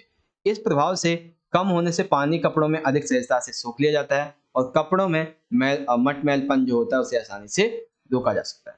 तो गंदगी क्या होती है, साबुन और डिटर्जेंट किस प्रकार से मिलकर गंदगी को दूर करते हैं, ये सभी पॉइंट्स आपको यहाँ पे आसानी से क्लियर हो गए होंगे। ठीक है, तो इस तरीके से आप जो है इन पॉइंट्स को यहाँ पे इजीली समझ सकते हैं। अब देखते हैं क्वेश्चन नंबर 12। इसमें दो क्वेश्चन बेसिकली आपके। तो विवेकपूर्ण व्यय के 4 सिद्धांत इसको हम ऑलरेडी कर चुके हैं। यहाँ पे हम जो क्वेश्चन देखेंगे वो है सबसे पहला, आपका भाई जो कि 10 वर्ष का है, उसकी भोजन से संबंधित जो आदतें हैं वो लगातार बदलती जा रही है। आप कैसे पहचानेंगे कि कौन-कौन से कारक उसके भोजन संबंधी आदतों को प्रभावित करने के लिए उत्तरदायी हो सकते हैं? तो देखते हैं भाई कौन-कौन से कारक हो सकते हैं। तो सबसे पहले मेरा भाई जो कि 10 वर्षीय एक बच्चा है, वो स्कूल भी जाता है, लेकिन इस अवस्था में उसके भोजन भोजन संबंधी जो आदतें हैं उसके बदलने के कई कारण से। सबसे पहला है, देखो सबसे पहला है पारिवारिक माहौल। जब बच्चे मतलब भोजन संबंधी जो आदतें ना पसंद करते हैं, तो एक तरह से कह सकते हैं माता-पिता जो है वो उन्हें पोषण का, उस बच्चे के लिए जो पोषण है, जो अच्छा खाना है उसका ज्ञान नहीं होता है, तो इसीलिए बच्चे जो वो वहाँ का खाना, अपने परिवार का खाना खाना उन्हें पसंद नहीं होता है। फिर आती है मीडिया। मीडिया में हमने देखा होगा कि जो एडवर्टाइज़मेंट होता है वो खाने को इस तरीके से आकर्षक ढंग से प्रचार करते हैं कि बच्चे को अगर उनकी जो पसंद है वो नापसंद बन जाती है और जो नापसंद है वो उनकी पसंद बन जाती है और इनको खाने के बाद भी भूख लगती है और ये शरीर के लिए काफ़ी नुकसानदायक होते हैं। तो ये मीडिया भी बहुत जो है एक तरीके से अ, उनके लिए हानिकारक होते हैं। उसके बाद तीसरा पॉइंट है यहाँ पे मित्र। कई बार बच्चा क्या होता है कि जो खाना मेरा फ्रेंड खा रहा है मैं भी उसी को खाऊँगा, ठीक है? तो ये भी एक बहुत बड़ी समस्या है। सामाजिक व सांस्कृतिक प्रभाव ये क्या होता है कि हर परिवार में क्या होता है कि जो खाना बड़े लोगों को दिया जाता है, बड़े सदस्यों को, वही खाना छोटे बच्चों को भी दिया जाता है। जबकि जो माता-पिता हैं उन्हें इस चीज़ का जो है वो ज्ञान होना चाहिए कि छोटे बच्चों के लिए खाने संबंधित कुछ विशेषताएँ होती हैं, तो हमें क्या करना चाहिए, उनके लिए अलग जो है वो खाना बनाना चाहिए। अब उदाहरण के लिए देखिए जो एक तरीके से कैसे भारत के जो उत्तरी प्रदेश प्रदेश में रहने वाले जो लोग हैं, कहाँ पे, भारत के उत्तरी प्रदेशों में, वहाँ पे जो दक्षिण भारतीय यानी कि जो एरिया में रहने वाले, नॉर्थ इंडिया में रहने वाले जो लोग हैं, उन्हें जो साउथ इंडिया के जो पकवान है जैसे कि इडली है, डोसा है, बड़ा है, इनको खाने की विशेष रूप से जो है एक उनकी पसंद जागृत हो जाती है, ठीक है? तो सामाजिक व सांस्कृतिक प्रभाव क्या है कि समाज में और अपने एक तरह से कह सकते हैं, देखो दोबारा पढ़ो, हर परिवार में इस आयु वर्ग के बच्चों को भी वही भोजन दिया जाता है जो परिवार के बड़े सदस्यों को दिया जाता है। परिवार के साथ भोजन करने से बच्चों में अपने दूसरे क्षेत्रों के भोजन करने की रुचि जागृत हो जाती है। इसलिए बच्चों को में खाना जो है वो अकेले, मतलब एक तरीके से अगर आपके 2-3 बच्चे हैं तो आपको उन्हें साथ में बिठाकर खाना खिलाना चाहिए, ना कि जो है घर के बड़े-बड़े सदस्य हैं उनके साथ में। ठीक है? इस तरीके से आप लिख देंगे। फिर है अनियमित भूख। कई बार बच्चा एक ही समय में भोजन जो है वो बहुत ज़्यादा खा लेता है जिसकी वज़ह से दूसरी बार से भोजन खाने की उसे भूख उसको नहीं लगती है। तो ये चिंता का विषय नहीं है। क्यों नहीं है? क्यों नहीं विषय है? कि अस्थायी रूप से उसकी मनोदशा ऐसी है, इस समय जो है हमें उससे अधिक कठोर दंड या फिर उससे जो है वो मारना-पीटना नहीं चाहिए, इस तरीके से। तो जब भी आपका, मान लीजिए मेरा मित्र है, मेरा भाई है, वो पारिवारिक माहौल में उसका मीडिया से, उसके मित्रों से, उसके सामाजिक व सांस्कृतिक प्रभाव से, अनियमित भूख की वजह से उसे भूख नहीं लगती है। और विवेकपूर्ण व्यय के 4 सिद्धांत ये तो हमने यहाँ पे कंप्लीट कर ही लिए हैं।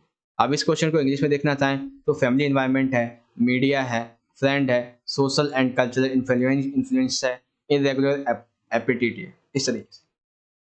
अब देखते हैं यहाँ पे जो बचतपूर्ण व्यय है इसके 4 सिद्धांत, इसको हम कंप्लीट कर चुके हैं वैसे भी। अब देखो यहाँ पे है, बच्चों के परिधान की किन्हीं 4 आवश्यकताओं को यहाँ पे चर्चा करिए। तो बच्चों के परिधान कैसे होने चाहिए? देखते हैं भाई। तो सबसे पहला है आराम और सुविधादायक, यानी कि एक्रेलिक, सूती व नायलॉन से मिश्रित वस्त्र जो है, विभिन्न प्रकार की जो सारी गतिविधियां हैं इनके दौरान लचीलेपन के कारण जो सुविधाजनक रहते हैं। यानी कि बच्चों के लिए हमें क्या करना चाहिए, जो एक्रिलिक, ठीक है, एक सेकेंड, हाँ, बच्चों में जो कपड़े हैं, उनके परिधान कैसे होने चाहिए? आराम और सुविधालायक। और ये किससे बने होते हैं? एक्रेलिक होते हैं, सूती से, नायलॉन, इनसे मिले हुए जो वस्त्र होते हैं वो हमें खरीदने चाहिए। सुरक्षा, हमें जो है वो कभी भी बहुत ही ढीले लटके हुए कपड़े जो है वो उनके लिए नहीं खरीदने चाहिए, ठीक है? वो खरीदें जो उनको भली प्रकार से फिट बैठे। फिर है स्व सहायता, परिधान जो है वो ऐसा होना चाहिए जिससे बच्चे स्वयं जो है वो आसानी से पहन भी सकें और स्वयं ही आसानी से उतार भी सकें। वृद्धि के लिए गुंजाइश, बच्चों की शारीरिक वृद्धि को देखते हुए वस्त्रों को हमें अधिक लंबा करने की उन्हें उनमें गुंजाइश होनी चाहिए। जैसे कि पैंट या फ्रॉक के निचले हिस्से पर क्या होना चाहिए, अतिरिक्त सिलाई मुड़ी हुई होनी चाहिए। इसके अतिरिक्त वस्त्र ऐसे हों जो कि सिकुड़े नहीं, ठीक है? तो ये चीज़ आपको समझ में आ गई और इसी को चाहे तो आप यहाँ पे इंग्लिश में इज़िली देख सकते हैं। तो इस तरीके से बच्चों हमारा क्वेश्चन पेपर जो सेकंड था यहाँ पे, ये भी कंप्लीट हो जाता है। यानी कि क्वेश्चन पेपर फर्स्ट में 35 मिनट लगे, सेकंड में आपके जो है अराउंड 20 मिनट लगे, ठीक है? क्योंकि इसमें कुछ क्वेश्चन ऐसे थे जो हमने पहले से ही इसमें कंप्लीट किए हुए थे।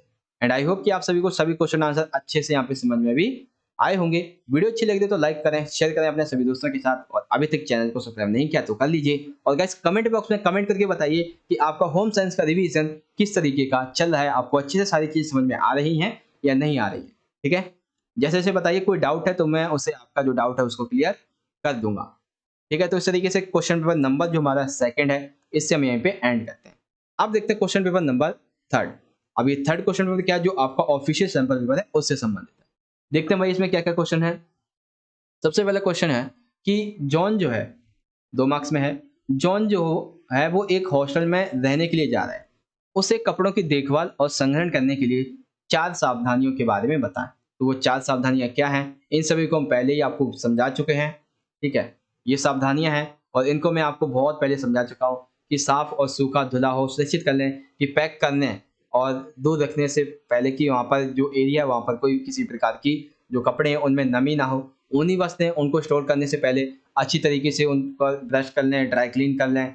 भंडारण से पहले जो जितने भी दाग होते हैं और जो स्टार्च होते हैं उन्हें हटा दिया जाए। भंडारण के लिए जो जो जगह चुनी गई, जो अलमारी चुनी गई है, वहाँ पे देख लें कि धूल तो नहीं है, गंदगी तो नहीं है और सूखा होना चाहिए और कीट मुक्त होनी चाहिए। अलमारी में जो है वो कपड़े को आप ढीले रखें, क्योंकि जब आप बहुत ज़्यादा टाइट कर देते हैं तो कपड़ों में जब आप दोबारा निकालेंगे तो उसमें सिलवटें पड़ जाते हैं, ठीक है? नेपथलीन बाल्स, नीम के पत्ते, ये ऐसे कीट विशेषक हैं, इन्हें आकर आप लगाते हैं तो कपड़ों में किसी भी प्रकार का जो कीट है, जो कीड़ा है वो उसमें नहीं लगेगा, इस तरीके से, ठीक है? सेक्शन ए का क्वेश्चन फर्स्ट कंप्लीट हो गया आपका। इंग्लिश में देखना चाहे तो यहाँ से देख सकते हैं।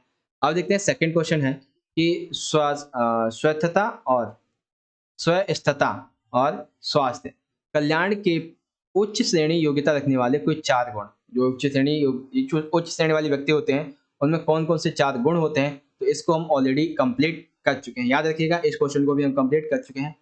इंग्लिश में देखना चाहें तो यहाँ पे इज़िली से देख सकते हैं, ठीक है? उसके बाद है मयंक के माता-पिता को बच्चे के पालन के लिए स्नेहोन्मुखी और अनुशासनात्मक दृष्टिकोण अपनाने के लिए आप कौन-कौन से 4 तरीके समझाएँगे? तो स्नेहोन्मुखी और अनुशासनात्मक दृष्टिकोण, इनको आपको समझाना है। तो देखो, माता-पिता जो है, उन्हें ये देखना चाहिए कि जो बच्चे हैं, उनके कार्यों के परिणामस्वरूप उनके साथ तर्क के बारे में समझाएँ और उन्हें अनुपयुक्त कार्य को करने से रोकें। यानी कि देखो, सबसे पहले क्या करना है, माता-पिता को ये देखना है कि हमारे बच्चे के द्वारा जो कार्य किया गया है, उसके परिणामों को बच्चे को सही से समझाएँ कि बेटा आपने ये जो किया है, इसका परिणाम ये हुआ है और भविष्य में अगर आप ये करेंगे तो इसका परिणाम ये होगा और आप जो कर रहे हैं वो गलत है या सही है। माता-पिता जो है, वो बच्चों में एक दृढ़ अनुशासन होना चाहिए। यानी कि एक मान लीजिए अनुशासन तो होना चाहिए माता-पिता में कि बच्चा जो है, वो सभी अनुशासन का पालन करे। लेकिन इतना भी नहीं होना चाहिए कि वो बच्चा आपसे नफ़रत ही करना, लेकिन एक तरीके से बच्चे के साथ आपको एक स्नेह भरा, एक कोमल भरा हृदय रखना चाहिए। माता-पिता जो हैं, वो स्वयं उनको वो गुण जो माता-पिता के अंदर अच्छे हैं, वो बच्चों को दिखाएँ, क्योंकि बच्चा जो है, उसका सबसे पहला गुरु माता-पिता होता है। तो जब वो माता-पिता से अच्छे गुण सीखेगा, तभी वो आगे चल के और अच्छे गुण सीखेगा। माता-पिता को बच्चों को अनुशासित करने के लिए दंड का उपयोग नहीं करना चाहिए, बल्कि उनको अच्छे व्यवहार से, प्यार से समझाना चाहिए, इस तरीके से। तो आपका क्वेश्चन नंबर जो थर्ड है, ये भी यहाँ पे कंप्लीट हो जाता है। फोर्थ क्वेश्चन देख लेते हैं। थर्ड को आपको इंग्लिश में देखना है तो देख सकते हैं। और इसी थर्ड में एक अथवा दिया हुआ है। अथवा में है कि प्रीति अभी 1 सप्ताह पहले एक नई माँ बनी है। उसे जन्म से लेकर 6 वर्षीय आयु तक के बच्चों के क्रियात्मक विकास क्रम को समझाइए। यानी कि 6 माह तक के आयु के जो बच्चे हैं उसका क्रियात्मक विकास समझाइए। तो बेसिकली आपको एक टेबल बनानी है। सबसे पहले जन्म, यहाँ पे देखो क्या है, जन्म के 3 महीने और सिर उठाना और पकड़ना। यानी कि जब बच्चे का जन्म होता है तो 3 महीने तक क्या होता है, वो सिर उठा सकता है और पकड़ सकता है, इस तरीके से। तो हालाँकि ये जो पॉइंट है वो यहाँ पे नहीं होना चाहिए था। तो सबसे पहले आप लिखेंगे नवजात शिशु के बारे में। जो फर्स्ट पॉइंट है उसे आप यहाँ पे नहीं लिखेंगे। नवजात शिशु के बारे में क्या लिखेंगे? ये जो बच्चा है वो अपने सिर को थोड़ा-सा हिला सकता है इधर-उधर। 1 महीने का जो बच्चा होता है वो अपने सिर को थोड़ा-सा ऊपर की तरफ उठा सकता है। 2 महीने का बच्चा जो होता है ये पेट के बल लेट सकता है और अपनी छाती को उठा सकता है। 3 महीने का बच्चा जो होता है ये सिर उठाकर जो है वो पकड़ना सिर उठा भी लेता है, पकड़ भी लेता है, यानी कि अपना सिर पकड़ना शुरू कर देता है और ये इस विकास का एक प्रमुख मील पत्थर होता है। ठीक है?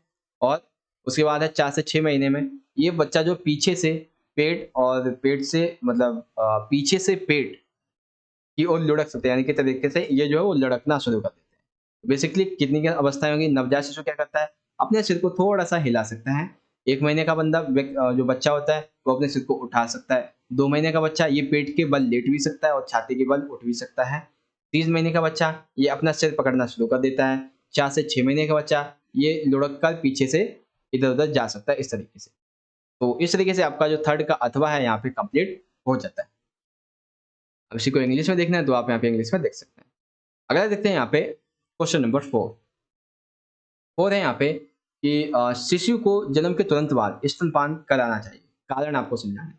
तो शिशुओं को जन्म के तुरंत बाद स्तन के दूध पर डाल देना चाहिए। एक तरीके से जब बच्चा का जन्म होता है तो उसे माता का स्तन का दूध जो होता है उसे पिलाना चाहिए, स्तनपान कराना चाहिए। क्योंकि 2 से 3 दिनों के दौरान माता के स्तन में जो कोलेस्ट्रॉल होता है उसमें मात्रा जो वो अधिक होती है। इसी की वजह से इससे क्या होगा कि बच्चे जो है उसमें एंटीबॉडी भरपूर रूप से बनेगी। बच्चे के अंदर किसी भी प्रकार का जो संक्रमण है वो नहीं होगा और डब्ल्यूएचओ भी ये कहता है कि 6 महीने तक सिर्फ और सिर्फ बेबी को माँ का ही दूध, माँ का ही स्तनपान कराना चाहिए, इस तरीके से। ठीक है, पहला कारण ऊर्जा के अतिरिक्त 1 वर्ष तक बच्चों के पर्याप्त प्रोटीन, कैल्शियम और लौह तत्व मिलने आवश्यक है। ऐसा क्यों? मतलब इसके लिए आपको क्या करना है, इसके कारण बताने क्यों मिलना चाहिए। तो प्रोटीन क्यों मिलना चाहिए? शरीर का विकास होता है इसलिए। कैल्शियम क्यों मिलना चाहिए? स्वास्थ्य जो हड्डियाँ होती हैं उनका विकास होता है, इसलिए मिलना चाहिए। आयरन क्यों मिलना चाहिए? तो रक्त की मात्रा जो है इसमें वृद्धि अधिक होती है इसलिए मिलना चाहिए। तो इस तरीके से आप इसका जो एक्सप्लेन है वो कर देंगे। ठीक है? तो क्वेश्चन नंबर 4 आपको समझ में आ गया और इसी को अगर आपको इंग्लिश में देखना है तो यहाँ पे देख सकते हैं। ठीक है? अब देखो यहाँ पे ये पॉइंट है, तो इसको हम बेसिकली कर चुके हैं पहले भी, लेकिन फिर भी देख लेते हैं।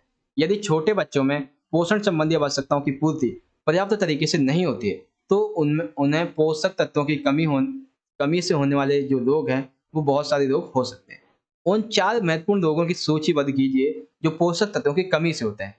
जो पोषक तत्व जो होते हैं शरीर में व्यक्ति के, बच्चे के, अगर वो कमी हो जाए, तो उसे कौन-कौन से रोग होते हैं? तो सबसे पहला है प्रोटीन ऊर्जा कुपोषण। ये इससे क्या होता है? विकास मंदता हो सकती है, संक्रमण के कारण दस्त और निर्जलीकरण हो सकता है, एनीमिया, इससे आयरन की कमी होती है, पोषण संबंधी अंधापन, ये विटामिन ए की कमी से होता है, रेक्टेक्सर और ऑस्टियोपोनिया हड्डी से संबंधित है, जो कि विटामिन डी और कैल्शियम की कमी के कारण होता है, घेंगा यानी कि थायराइड जो कि ग्रंथि का बढ़ना होता है, ये आयोडीन की कमी के कारण होता है। तो यानी कि जिस कमी से जिस प्रकार का रोग होता है और जिस कारण से होता है वो यहाँ पे आपको समझा दिया गया है। ठीक है? प्रोटीन और ऊर्जा कुपोषण किसकी वजह से होता है? जब संक्रमण और जो दस्त है और निजीकरण है, निर्जलीकरण यानी कि शरीर में आपके पानी की कमी हो जाए। एनीमिया किसकी वजह से होता है? आयरन जो है वो आपके शरीर में कमी हो जाए। पोषण संबंधी अंधापन किससे होता है? जब आपके शरीर में विटामिन ए की कमी हो जाए। रिकेट्स और ऑस्टियोपेनिया जो है वो हड्डी से संबंधित है, ये कब होता है? जब आपके शरीर में विटामिन डी और कैल्शियम की कमी हो जाए। घेंगा कब होता है? जब आपके शरीर में आयोडीन की कमी हो जाए, इस तरीके से। ठीक है? तो क्वेश्चन नंबर 5 आपका कंप्लीट हो गया। इंग्लिश में यहाँ पे देखना चाहे तो इसे देख सकते हैं। 5th में एक अथवा दिया हुआ है आपका कि अच्छा स्वास्थ्य एवं स्वास्थ्यता पूरी तरीके से अच्छे पोषण पर निर्भर होता है। बिल्कुल सही है। वास्तव में बच्चों को विभिन्न रोगों से बचाने में टीकाकरण की एक महत्वपूर्ण भूमिका 9 महीने तक के बच्चों के लिए दिए जाने वाले 4 महत्वपूर्ण टीकों के नाम जो है उनको सूचीबद्ध कीजिए। तो 4 कौन-कौन से टीके होते हैं उसे हम देखेंगे। सबसे पहले बर्थ, जब बच्चे का जन्म होता है तब किस-किस प्रकार का टीका लगाना चाहिए? बीसीजी, ओपीवी, एचईपी और बी। जब बच्चा 6 वीक का होता है तब कौन-सा टीका लगाना चाहिए? तो ओपीवी, पेंटा, डीपीटी, हेल्प बी, हिप। जब बच्चा 10 वीक का होता है तब कौन-सा लगाना चाहिए? तो ओपीवी, पेंटा, डीपीटी, एलपी सेम वही है। और उसके बाद और सेम एज इट इज जो है 14 वीक्स में भी है। जब 9 महीने का हो जाए तब उसे एमआर यानी कि मीज़ल्स, रूबेला इस तरीके का जो वैक्सीन है, जो इंजेक्शन है वो यहाँ पे लगाना चाहिए। तो इसको देखो हिंदी में भी आपको यही लिखना है और इंग्लिश में भी आपको यही लिखना है। ठीक है? अब कुछ फुल फॉर्म्स हैं जैसे कि बीसीजी का यहाँ पे फुल फॉर्म क्या है?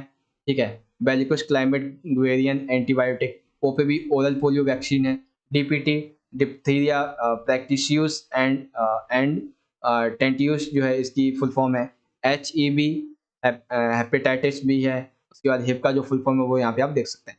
तो बेसिकली जो 9 महीने तक के जो बच्चे होते हैं उन्हें किन किन प्रकार के कौन कौन से 4 टीके लगाने चाहिए, उनके 4 टीकों के नाम हमने यहाँ पे लिख दिए हैं, ठीक है, और उनका वर्णन भी कर दिया है।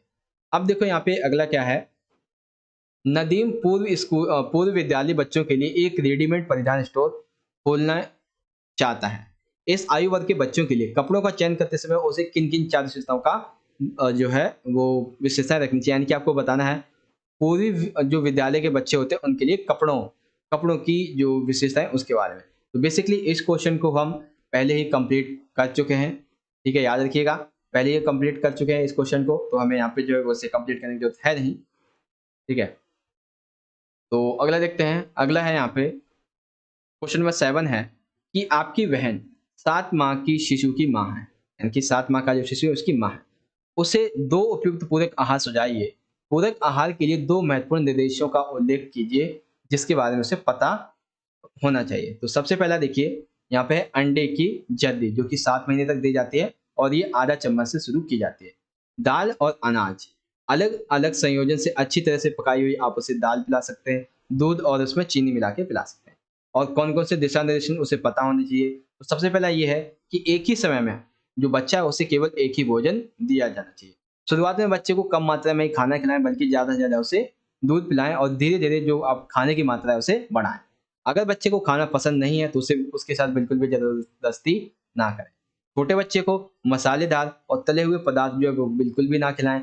व्यक्तिगत जो नापसंदगी है उसे ना दिखाएं, यानी कि व्यक्तिगत जो नापसंदगी है उसे दिखाए बिना उसे भोजन को प्रोत्साहित करना चाहिए। यानी कि ऐसा नहीं कि कोई भोजन आपको अच्छा नहीं लगता तो वो आप बच्चे को नहीं खिलाएंगे, ऐसा नहीं है। जो बच्चे के लिए अच्छा है, बेसिक से आपको पसंद हो या ना हो, आप उसे बच्चे को खिलाएंगे इस तरीके से, ठीक है। तो ये चीज आपको समझ में आ गई कि कौन कौन से 2 आहार है और कौन कौन से निर्देश है। तो इस तरीके से सेक्शन ए जो है वो हमारा यहाँ पे कंप्लीट हो जाता है। अब आता है section number B. Section number B है बेसिकली विवेकपूर्ण व्यय के, आपको यहाँ पे 4 सिद्धांत बताने हैं, तो उसको हम यहाँ पे बेसिकली कर चुके हैं पहले से ही, ठीक है। और उसके बाद हम देख लेते हैं यहाँ पे अगला जो क्वेश्चन है क्या है हमारा। हाँ, ये यहाँ पे ये चीज आपको याद रखनी है कि आपके पड़ोसी जो है वो अपने घर में अपने आपके घर से जो सटी जमीन है उसको खरीदने के लिए पैसे उधार लेना चाहते हैं। क्रेडिट ऋण सुविधा के लिए किन्हीं 2 स्रोतों को समझाइए। तो 2 स्रोत कौन कौन से हैं? एक वाणिज्यिक बैंक हो सकता है, सहकारी बैंक हो सकता है, कृषि बैंक हो सकता है, ऋण संघ हो सकता है, स्वयं सहायता समूह हो सकता है। उन्हें क्रेडिट के 4 सी के बारे में अवगत कराइए। आमतौर पर उधार देने वाले बैंक या फिर वित्तीय संस्था जो है उनके द्वारा क्रेडिट देने का निर्णय कैसे लिया जाता है इसके बारे में भी समझाइए। तो क्रेडिट 4C के क्या क्या यहाँ पे जो बातें वो लिखेंगे। तो इसमें देखो चरित्र का अर्थ, यानी कि बेसिकली जब आपको क्रेडिट चाहिए तो सबसे पहले आपका चरित्र देखा जाता है। चरित्र का अर्थ होता है कि सहमति के अनुसार जो ऋण है वो आपको देखा जाता है कि आप उसे चुका सकते हैं, इसके लिए आपका संकल्प क्या है, आपकी इच्छा क्या है। और जब उधार करता है, यानी कि जो उधार देने वाला होगा वो ये देख लेगा कि हमसे जो उधार ले रहा है वो सही से हमारा पैसा चुका पाएगा या नहीं, तभी वो आपको पैसा देता है। क्षमता का अर्थ होता है कि यदि आप जो है इस पैसे को नहीं चुका पाओगे तो सिंपल सी बात है कि आप जो अपना दायित्व है उससे मुकर जाओगे, तो लोग देखते हैं कि ये अपने दायित्व से मुकरेगा तो नहीं, ये चीज है। साथ ही साथ पूंजी का अर्थ, यानी कि जो व्यक्ति है वो वहां पे पूंजी है वो अच्छे से हमारी पूंजी वापस लौटा पाएगा या नहीं।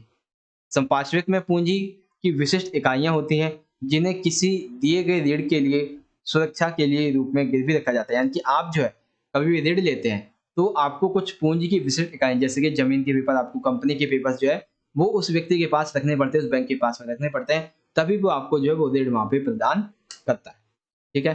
तो क्वेश्चन नंबर जो आपका 8 था इसमें आपके 2 क्वेश्चन थे कंप्लीट हो गए, ठीक है। क्वेश्चन नंबर 9 देखते हैं। तो 9 क्वेश्चन को हम बेसिकली यहाँ पे कंप्लीट कर चुके हैं कि जो शारीरिक जो अक्षम बच्चे हैं उनके लिए 6 प्रकार के वस्त्रों की क्या क्या विशेषताएं हो सकती हैं। तो जो पॉइंट्स हैं इनको हम पहले से कंप्लीट कर चुके हैं, ठीक है। चलो अगला देखते हैं क्वेश्चन नंबर 10 क्या है।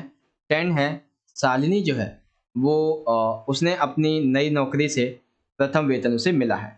आय को प्रभावी ढंग से प्रबंधित करने के लिए उसे बजट का अर्थ समझाइए। साथ ही साथ एक अच्छा बजट जब आप बनाते हैं तो उसके जो 5 मुख्य चरण हैं उनको भी बताइए। तो सबसे पहले बजट का अर्थ क्या होता है? तो धन के उपयोग के लिए बजट का सबसे आम नियोजन जो है, यानी कि यदि धन का उपयोग आपको सही से करना है, तो उसका सबसे अच्छा जो एक उपाय है, वो होता है नियोजन, यानी कि बजट का नियोजन करना। एक बजट जो है, वो भविष्य के व्यय की एक योजना बनाता है। एक परिवार में बजट में 1 महीने या फिर 1 साल के लिए आय और व्यय के बारे में, यानी कि जितना पैसा आएगा, जितना पैसा खर्च होगा, उसके बारे में बताया जाता है। इस अवधि के दौरान आय के जितने भी स्रोत हैं, वहाँ पे ये देखा जाता है कि हम जिन वस्तुओं को, जैसे कि भोजन, वस्त्र, आवास, मनोरंजन, यात्रा, शिक्षा, स्वास्थ्य, दवा, इन सभी को हम किस तरीके से प्राप्त कर सकते हैं, वो सारी चीज़ें बजट के अंतर्गत आती हैं। अब कौन-कौन से 5 चरण होते हैं? तो सबसे पहला चरण होता है कि जो आवश्यक वस्तुएँ होती हैं और जो सेवाएँ होती हैं, सबसे पहले हम उनकी सूची बनाते हैं। फिर हम लागत का अनुमान लगाते हैं कि कितना पैसा कहाँ पे हमारा खर्च होगा। कुल अपेक्षित आय का अनुमान है कि कुल पैसा जो है वो हम कितना खर्च होगा हमारा, ये देखते हैं। अपेक्षित और व्यय को संतुलन बनाना है, यानी कि जो पैसा खर्च होने वाला है, उसी से संबंधित हम जो अपना खर्चा करने वाले हैं अभी वर्तमान में, वो कम करेंगे। और योजनाओं की जो जाँच है वो हम टाइम-टाइम पे करते रहेंगे कि आज इस संबंध में ये वृद्धि हुई है, इस चीज़ पे ये पैसा बढ़ा है, ये महँगाई बढ़ गई है। तो इस तरीके से आप जो उनकी सूची भी बनाएँ। ठीक है? तो ये क्वेश्चन कंप्लीट हो गया। अब देखते हैं यहाँ पे सेक्शन नंबर सी।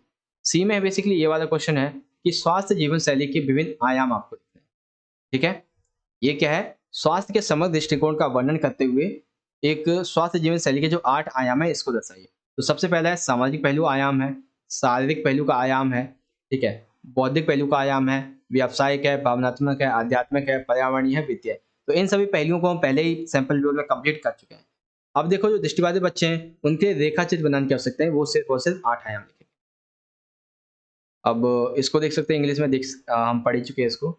अब ये जो है, ये क्या है, एक तरीके से ये एक चित्र है, इस चित्र को आपको बनाना है। तो इंग्लिश में बना हुआ है, तो वेलनेस सबसे पहले फिज़िकल है, इमोशनल है, इंटेलेक्चुअल है, एनवायरमेंटल है, ऑक्यूपेशनल है, स्पिरिचुअल है एंड फिज़िकल है। तो इस तरीके से आप इसका जो है यहाँ पे लिख देंगे और एक चित्र बना देंगे और इसकी विशेषता लिखेंगे। अब देखते हैं क्वेश्चन नंबर 12।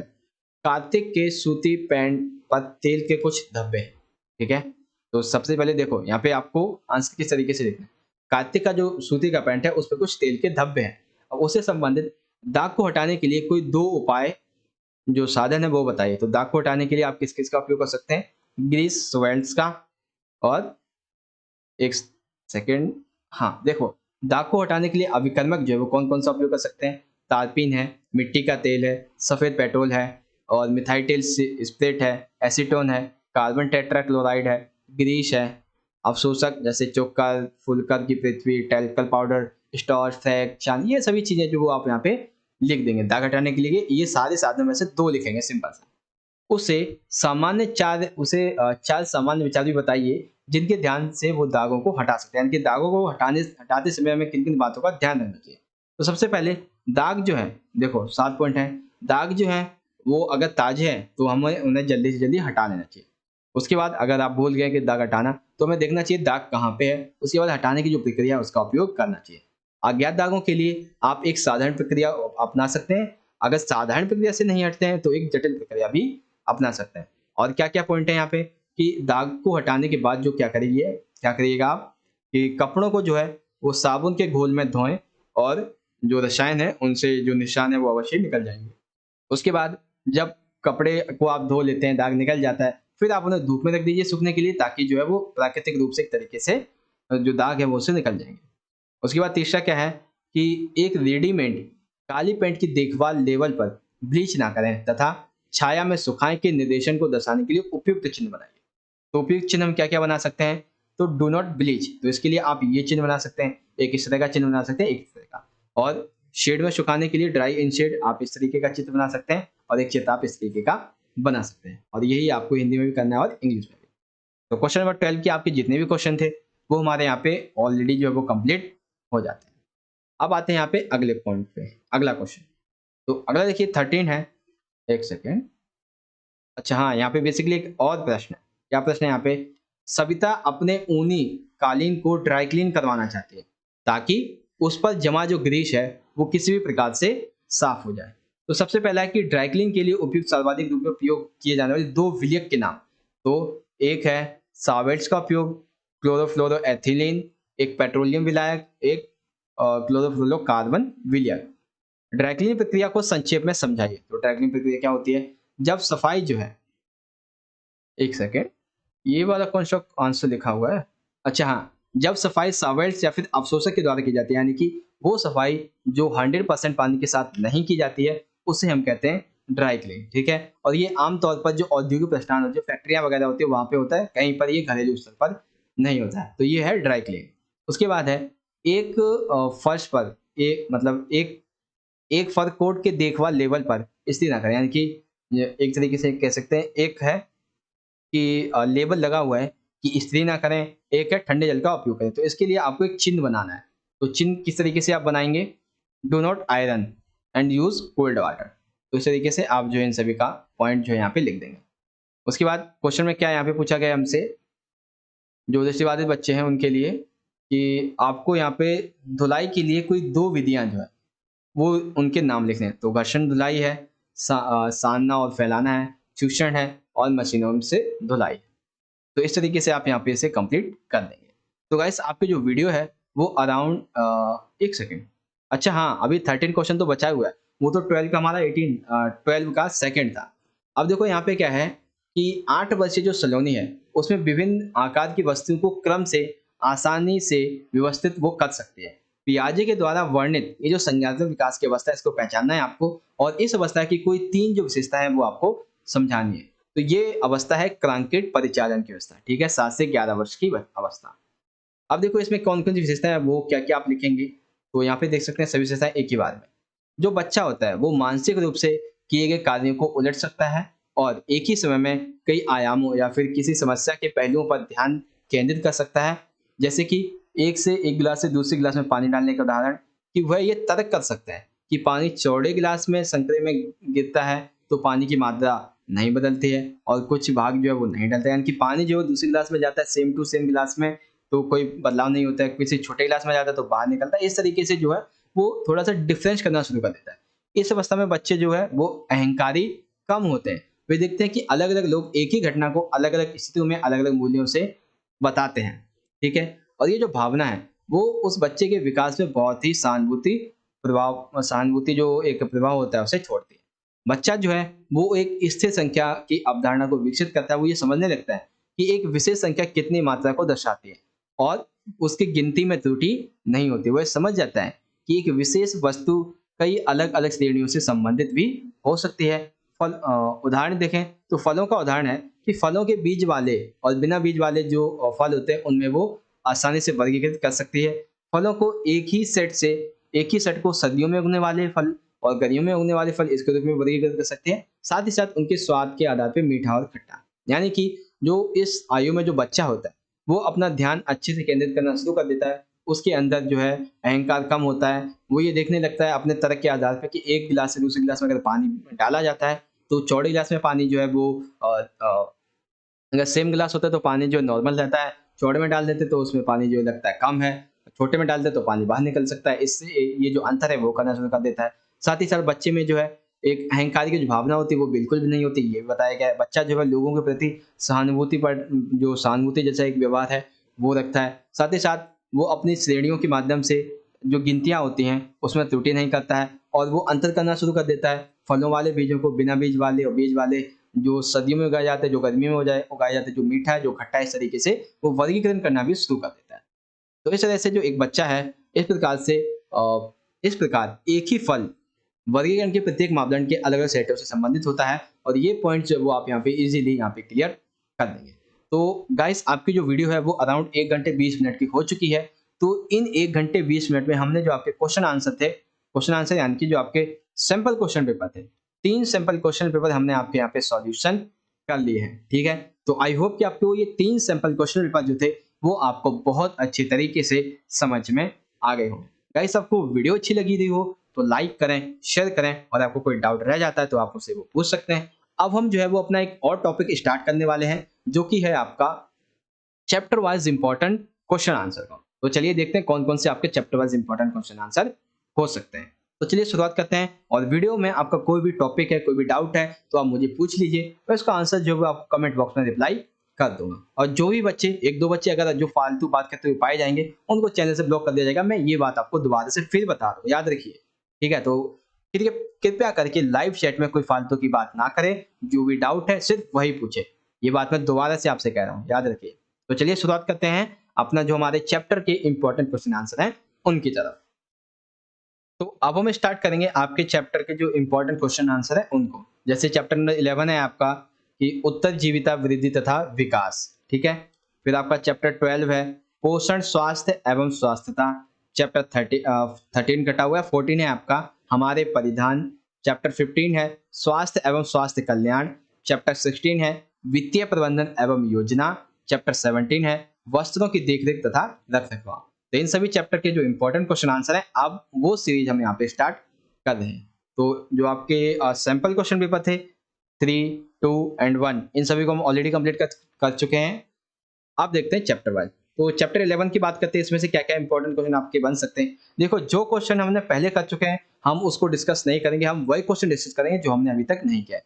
तो मानव अवधि को कितनी अवस्थाओं में बांट सकते हैं, तो इस क्वेश्चन को हम जो है ऑलरेडी कंप्लीट कर चुके हैं। सहस अवस्था जन्म से 2 वर्ष, आरंभिक बाल अवस्था पूर्व विद्यालय 2 से 6 वर्ष, मध्य बाल अवस्था 7 से 11 वर्ष, किशोर अवस्था 11 से 18 और वयस्क 18 वर्ष से अधिक। तो देखो, जो क्वेश्चन हमने कंप्लीट कर चुके हैं मैं आपको उसे नहीं बताऊंगा, वैसे ये हमने कंप्लीट कर चुके हैं हम ये चैप्टर। जो आपका ये वाला है उसका सेकंड क्वेश्चन है शक्ति उन्मुख तथा स्नेहात्मक उन्मुख जो दृष्टिकोण है ये क्या है। तो सबसे पहले स्नेहात्मक अनुशासनात्मक दृष्टिकोण समझिए। स्नेहात्मक यानी कि प्रेम से संबंधित। तो माता पिता जो है वो अपने बच्चे को अनुशासित कहते हैं और कई नियमों को उनको मूल्यों को समझाते हुए कहते हैं, उनके तर्क वितर्कों को समझाते हैं। यानी कि जो बच्चा है उसके द्वारा कोई कार्य किया जाता है तो उसे वो डांटते नहीं है, वो क्या कहते हैं उनसे प्रेम से बताते हैं कि इस जो आपने काम किया इसका ये परिणाम निकला, अगर आप इसे भविष्य में करोगे तो इसका ये परिणाम निकलेगा। इस तरीके से इनके बच्चे के साथ प्रेम से व्यवहार लाना। शक्ति उन्मुख यानी कि माता पिता जो है वो अपने बच्चे को कई कारण से जो बिना किसी कारण के भी उन्हें उनको क्या करते हैं कि एक तरीके से सख्ती से उनके साथ पेश आते हैं। कभी जो है मारते भी हैं, धमकाते भी हैं, शारीरिक दंड भी देते हैं किसी भी कार्य को करने के लिए, ठीक है। थर्ड क्वेश्चन है भाषा का विकास से आप क्या समझते हैं। शिशु की भाषा का विकास कब आरंभ होता है। तो शिशु की भाषा का विकास जो है उसके जन्म से ही आरंभ हो जाता है। जैसे बच्चा हंसकर रोकर, ठीक है, किसी भी प्रकार की ध्वनि निकालता है, कुकू टाटा, धीरे धीरे ताता मामा, ये जो वर्ड्स होते हैं उसे निकालता है, इस तरीके से बताता है। तो देखो, जो क्वेश्चन हमने ये भी क्वेश्चन हमारा कर लिया है, हमने किया हुआ है। बच्चे की लालन पालन प्रक्रिया में माता पिता का क्या योगदान है ये भी हम कर चुके हैं, ठीक है। सामाजिक विकास क्या है, शिशु का सामाजिक विकास किस प्रकार से होता है ये भी हम कर चुके हैं। और इसमें ये वाला क्वेश्चन बहुत इंपॉर्टेंट है, संज्ञानात्मक विकास के विभिन्न चरणों की मुख्य विशेषताएं क्या है। तो एक होती है संवेदी क्रियात्मक, पूर्व प्रचलात्मक, पूर्णतः प्रचलात्मक और एक है औपचारिक प्रचलात्मक। तो हम इन सभी क्रियाओं को जो है एक एक करके एक्सप्लेन करेंगे। तो सबसे पहले संवेदी क्रियात्मक ये होती है जन्म से 2 वर्ष। बच्चा जो होता है वो क्या करता है, अपने ज्ञानेंद्रियों की मदद से अपने आसपास के वातावरण को समझने की कोशिश करता है, कुछ क्रिया क्षमताओं को विकसित करता है। इसके लिए वह संवेदीगामक अवस्था, इसे हम संवेदीगामक अवस्था कहते हैं। जैसे कि खिलौनों के स्पर्श के द्वारा समझ लेता है ये खिलौना किस तरह का है, किस से बना हुआ है। किसी की आवाज को ध्वनि के द्वारा समझ लेता है, किसी भी संकेत को समझना शुरू कर देता है। जब बच्चा 2 माह का होता है तो बच्चा अपने आसपास की रुचि को, अपने आसपास की जो चीजें होती हैं उन्हें समझना, उनके साथ में रहना शुरू कर देता है। जब बच्चा 3 माह का होता है तो वो यहाँ पर ये समझने लगता है कि दूसरे जो है वो उसकी क्रिया के लिए, उसके द्वारा जो कार्य किया गया उसके लिए क्या संकेत करते हैं।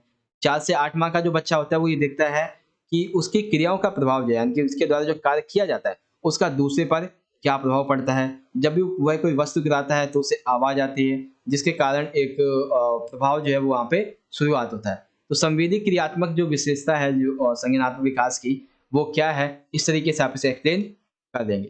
सेकंड आती है पूर्व प्रचलात्मक अवधि 2 से 7 वर्ष। इसमें क्या होता है कि इस अवधि के दौरान जो बच्चा है वो एक उसके अंदर प्रारंभिक संकल्पना विकसित हो जाती है। जैसे कि वो बनावट, स्थान, आकार, समय, दूरी, गति, संख्या, रंग, क्षेत्र, मात्रा, आमास, जीव, निर्जीव, लंबाई, तापमान आदि, इसके आधार पे वस्तुओं के बारे में जानकारी प्राप्त करना शुरू कर देता है। जब बच्चा 4 वर्ष की आयु का होता है, 4 वर्ष की आयु तक अगर उससे कोई 3 वस्तु दी जाती है तो वो ये पहचान लेता है कि इसमें से सबसे लंबी कौन होती है। फिर इसमें एक आप लिखेंगे संख्या की संकल्पना। 3 वर्ष की आयु में जो बच्चा होता है वो 1 से 10 तक की गिनती का उच्चारण करता है और धीरे धीरे जब वो गलतियों पर समझ जाता है कि मेरी गलतियां हो रही हैं, फिर उन गलतियों को सीखता है, उन गलतियों से वो सीखने लगता है और उन गलतियों को खत्म करते हुए जो संख्या की संकल्पना यानी कि गिनतियां जो है उन्हें अच्छे से बोलने लगता है। तो ये होता है पूर्व प्रश्नात्मक अवधि के दौरान। एक सेकेंड, कहाँ चला गया भाई? अरे इतनी जल्दी नहीं जाना यार, तुझे तो भी और पढ़ाना है। हाँ, आगे है औपचारिक प्रश्नात्मक अवस्था। ये होती है 11 से 18 वर्ष की। तो इस अवस्था में क्या होता है कि जो बालक है वो किशोर बनना शुरू कर देता है और चीजों को और भी अच्छी तरीके से समझने लगता है। इसीलिए हम इसे अमूर्त अवस्था भी कहते हैं। बच्चे बिना किसी के सामने होने पर भी अपने उसके बारे में संकल्पना कर सकते हैं। यानी कि बच्चा जो है वो किसी भी चीज के बारे में, किसी वस्तु के बारे में, किसी व्यक्ति के बारे में जो है एक विचार विमर्श कर सकता है जब वो उसके सामने ना भी हो तो। वह सोच विचार कर सकता है, निष्कर्ष निकाल सकता है, बच्चों के विचारों में भी जो योग्यता है वो भी आने लगती है। कई संभावनाओं को वो समझने लगता है, जैसे कि काल्पनिक सोच के कारण बच्चे की जो मतलब बच्चे जो होते हैं वो क्या करते हैं कि जब इस अवस्था में आते हैं तो वो कल्पनाओं में डूब जाते हैं। उनकी सोच जो है वो आदर्शवादी हो जाती है और वो तर्कपूर्ण हो जाते हैं। वो समस्याओं का समाधान करने लगते हैं। किशोर अपने खुद के विचारों को जांचने लगता है और उनको जांचने के लिए सोच विचार करता है, जिसे हम अधिसोच भी कहते हैं। तो औपचारिक प्रश्नात्मक अवस्था क्या है, इसकी क्या-क्या विशेषताएँ हैं, तो ये सारे पॉइंट्स जो हैं वो आप यहाँ पे इन सभी को अच्छे से एक्सप्लेन कर देंगे। उसके बाद आ जाती है अगली वाली। तो बेसिकली क्या है, यहाँ पे ये जो अवस्था थी हमारी यहाँ पे खत्म हो जाती है। हमने ये वाली जो अवस्था है, ठोस विश्लेषणात्मक अवस्था, इसे हमने स्किप कर दिया था, तो इसे करते हैं। तो देखो ये क्या है, ये मध्य बाल्यावस्था यानी कि जो बालक होता है उसकी अवस्था, जो विकास की अवस्था है उसकी मध्य अवस्था है। इस अवस्था में बच्चा एक ही समय में विभिन्न आयामों में ध्यान केंद्रित करता है, यानी कि एक ही समय में कई प्रकार के आयाम जो है उसमें ध्यान केंद्रित करता है। वह समस्या को विभिन्न पहेलियों के द्वारा सुलझाना शुरू कर देता है, ठीक है? और ये देखता है कि सामग्री के लिए संरक्षण या फिर क्रमांक क्या हो सकता है। जैसे गिलास में जल डालने के पीछे क्या तर्क वितर्क हो सकता है, वो इसे देखता है। एक गिलास से दूसरे गिलास में डाला जाता है, चौड़ा होता है, लंबा, छोटा, इस तरीके से करता है। इस अवस्था में बच्चे का जो ध्यान है वो अहम रूप से केंद्रित होता है, ठीक है? यहाँ पर जो बच्चा ये समझना शुरू कर देता है कि विभिन्न व्यक्ति जो है विभिन्न परिस्थितियों में किस तरीके से उसे समझाते हैं। इस अवस्था में बच्चा जो है वो संख्या की संकल्पना जो होती है उसका विकास करता है। संख्या की संकल्पना क्या थी? ये वाली कि गिनतियों में गलती होती है, उन्हीं गिनतियों की गलती से सीख के आगे चल के वो सही गिनतियाँ बोलता है। ये है संख्या की संकल्पना। वह क्या करता है, इन गिनतियों में फिर आगे जाके इन गिनतियों में गलतियाँ नहीं करता है। श्रेणियों के विकास के लिए निर्धारित जो मापदंड होते हैं, उसके आधार पे किसी भी विशिष्ट वस्तु से संबंधित जोड़ सकते हैं। यानी कि वो देखता है कि भाई ये जो वस्तु है इसका विकास इस तरीके से हो रहा है, हाँ, तो हम यहाँ पे इसे समझ सकते हैं। जैसे कि फलों को बीज रहित, फलों को बीज रहित और बीज वाले, और साथ ही साथ और जो खट्टे मीठे पदार्थ हैं, सर्दियों में गर्मियों में उगने वाले जो फल हैं, इस तरीके वो उन्हें वर्गीकृत कर सकता है। तो क्वेश्चन नंबर फर्स्ट क्या था, क्वेश्चन नंबर सेकंड क्या था, ये चीज़ आपको यहाँ पे अच्छी तरीके से समझ में आ गई होगी अच्छी तरीके से। तो इस तरह से चैप्टर नंबर 11 के जो इम्पोर्टेंट क्वेश्चन थे उसे हमने अराउंड तकरीबन 7 से 8 मिनट में हमने यहाँ पे इसे कंप्लीट कर लिया है। तो जितने भी इम्पोर्टेंट क्वेश्चन आंसर थे वो हमने यहाँ पे कंप्लीट कर लिए हैं। अब बढ़ते हैं अपने अगले चैप्टर की तरफ और देखते हैं अगले चैप्टर के इम्पोर्टेंट क्वेश्चन आंसर। अगला है चैप्टर नंबर 12, पोषण, स्वास्थ्य एवं स्वास्थ्यता। तो इससे संबंधित क्या क्या इंपॉर्टेंट क्वेश्चन है देख सकते हैं। सबसे पहले आपको पूरा नाम लिखना है। ओपीवी की फुल फॉर्म होती है ओरल पोलियो वैक्सीन। बीसीजी की फुल फॉर्म होती है बैसिलस कैलिमेट ग्वेरी यानी कि क्षय रोगी प्रतिरोधी। DPT diphtheria pertussis and tetanus. उसके बाद है स्कूल जाने वाले बच्चों के लिए पोषण संबंधी क्या क्या आवश्यकताएं होती हैं। तो क्या क्या आवश्यकताएं होती हैं इसे हम कंप्लीट कर चुके हैं पहले ही। ऊर्जा के लिए, प्रोटीन के लिए, लौह तत्व के लिए, कैल्शियम के लिए और लवण के लिए। तो इन सभी पॉइंट्स को हम ऑलरेडी आपको समझा चुके हैं। अगर आपने अच्छे से समझे होंगे तो आपको सारे पॉइंट समझ में आए होंगे। अब है अगला 13, मतलब थर्ड है विद्यालय बच्चों के स्वास्थ्य एवं पोषण संबंधी मुद्दे क्या है। तो मोटापा, इसे हमने वीडियो के शुरुआत में ही समझा था। टाइप 2 मधुमेह, इसे भी हमने समझ लिया था। अल्प पोषण ये नहीं समझा था। इसका मतलब क्या है, जब बच्चे को लगातार, बच्चा जो है उसके शरीर में लगातार आवश्यक जो पौष्टिक तत्व है उनकी कमी होती जाए, ठीक है, जिससे उसके शरीर में जो पोषण है उसकी कमी हो जाएगी, तो सिंपल सी बात है वो अल्प पोषण का शिकार हो जाएगा। और अल्प पोषण के परिणाम स्वरूप बच्चे की वृद्धि और विकास रुक जाता है और उसमें कई प्रकार के रोग भी उत्पन्न हो जाते हैं। तो थर्ड क्वेश्चन में आपके ये 3 पॉइंट लिखने हैं, मोटापे के बारे में, टाइप 2 मधुमेह, उच्च रक्तचाप के बारे में और अल्प पोषण। सेकंड है माँ का दूध एक शिशु के लिए सर्वश्रेष्ठ आहार होता है कैसे। ये क्वेश्चन हमने नहीं किया, इसको हम समझते हैं। तो देखो, शिशु को सभी आवश्यक जो पोषक तत्व होते हैं माँ का स्तनपान उसे प्राप्त करवाता है। यह शिशुओं के लिए सबसे सरल और सुविधाजनक आहार है। माँ के दूध में प्रतिरक्षी तत्व मौजूद होते हैं जो कि शिशुओं में प्राकृतिक प्रतिरक्षा जो है प्रदान करते हैं। ये सभी प्रकार की जो एलर्जी होती है, जो संक्रमण होते हैं, उससे सुरक्षा प्रदान करता है और ये मुक्त भी होता है। यह माँ के स्तन व अंडाशय के कैंसर से सुरक्षित रखता है तथा हड्डियों को कमजोर होने से बचाता है। यह माँ तथा शिशु के मध्य एक भावनात्मक संबंधों की मजबूती को दर्शाता है। माँ का दूध शिशुओं के लिए लैक्ट्यूमियन प्रोटीन की उपस्थिति के कारण अधिक पाचनशील भी होता है। एक तरीके से माँ का जो दूध है वो एक बच्चे के लिए बहुत ही अच्छा और सर्वश्रेष्ठ आहार होता है।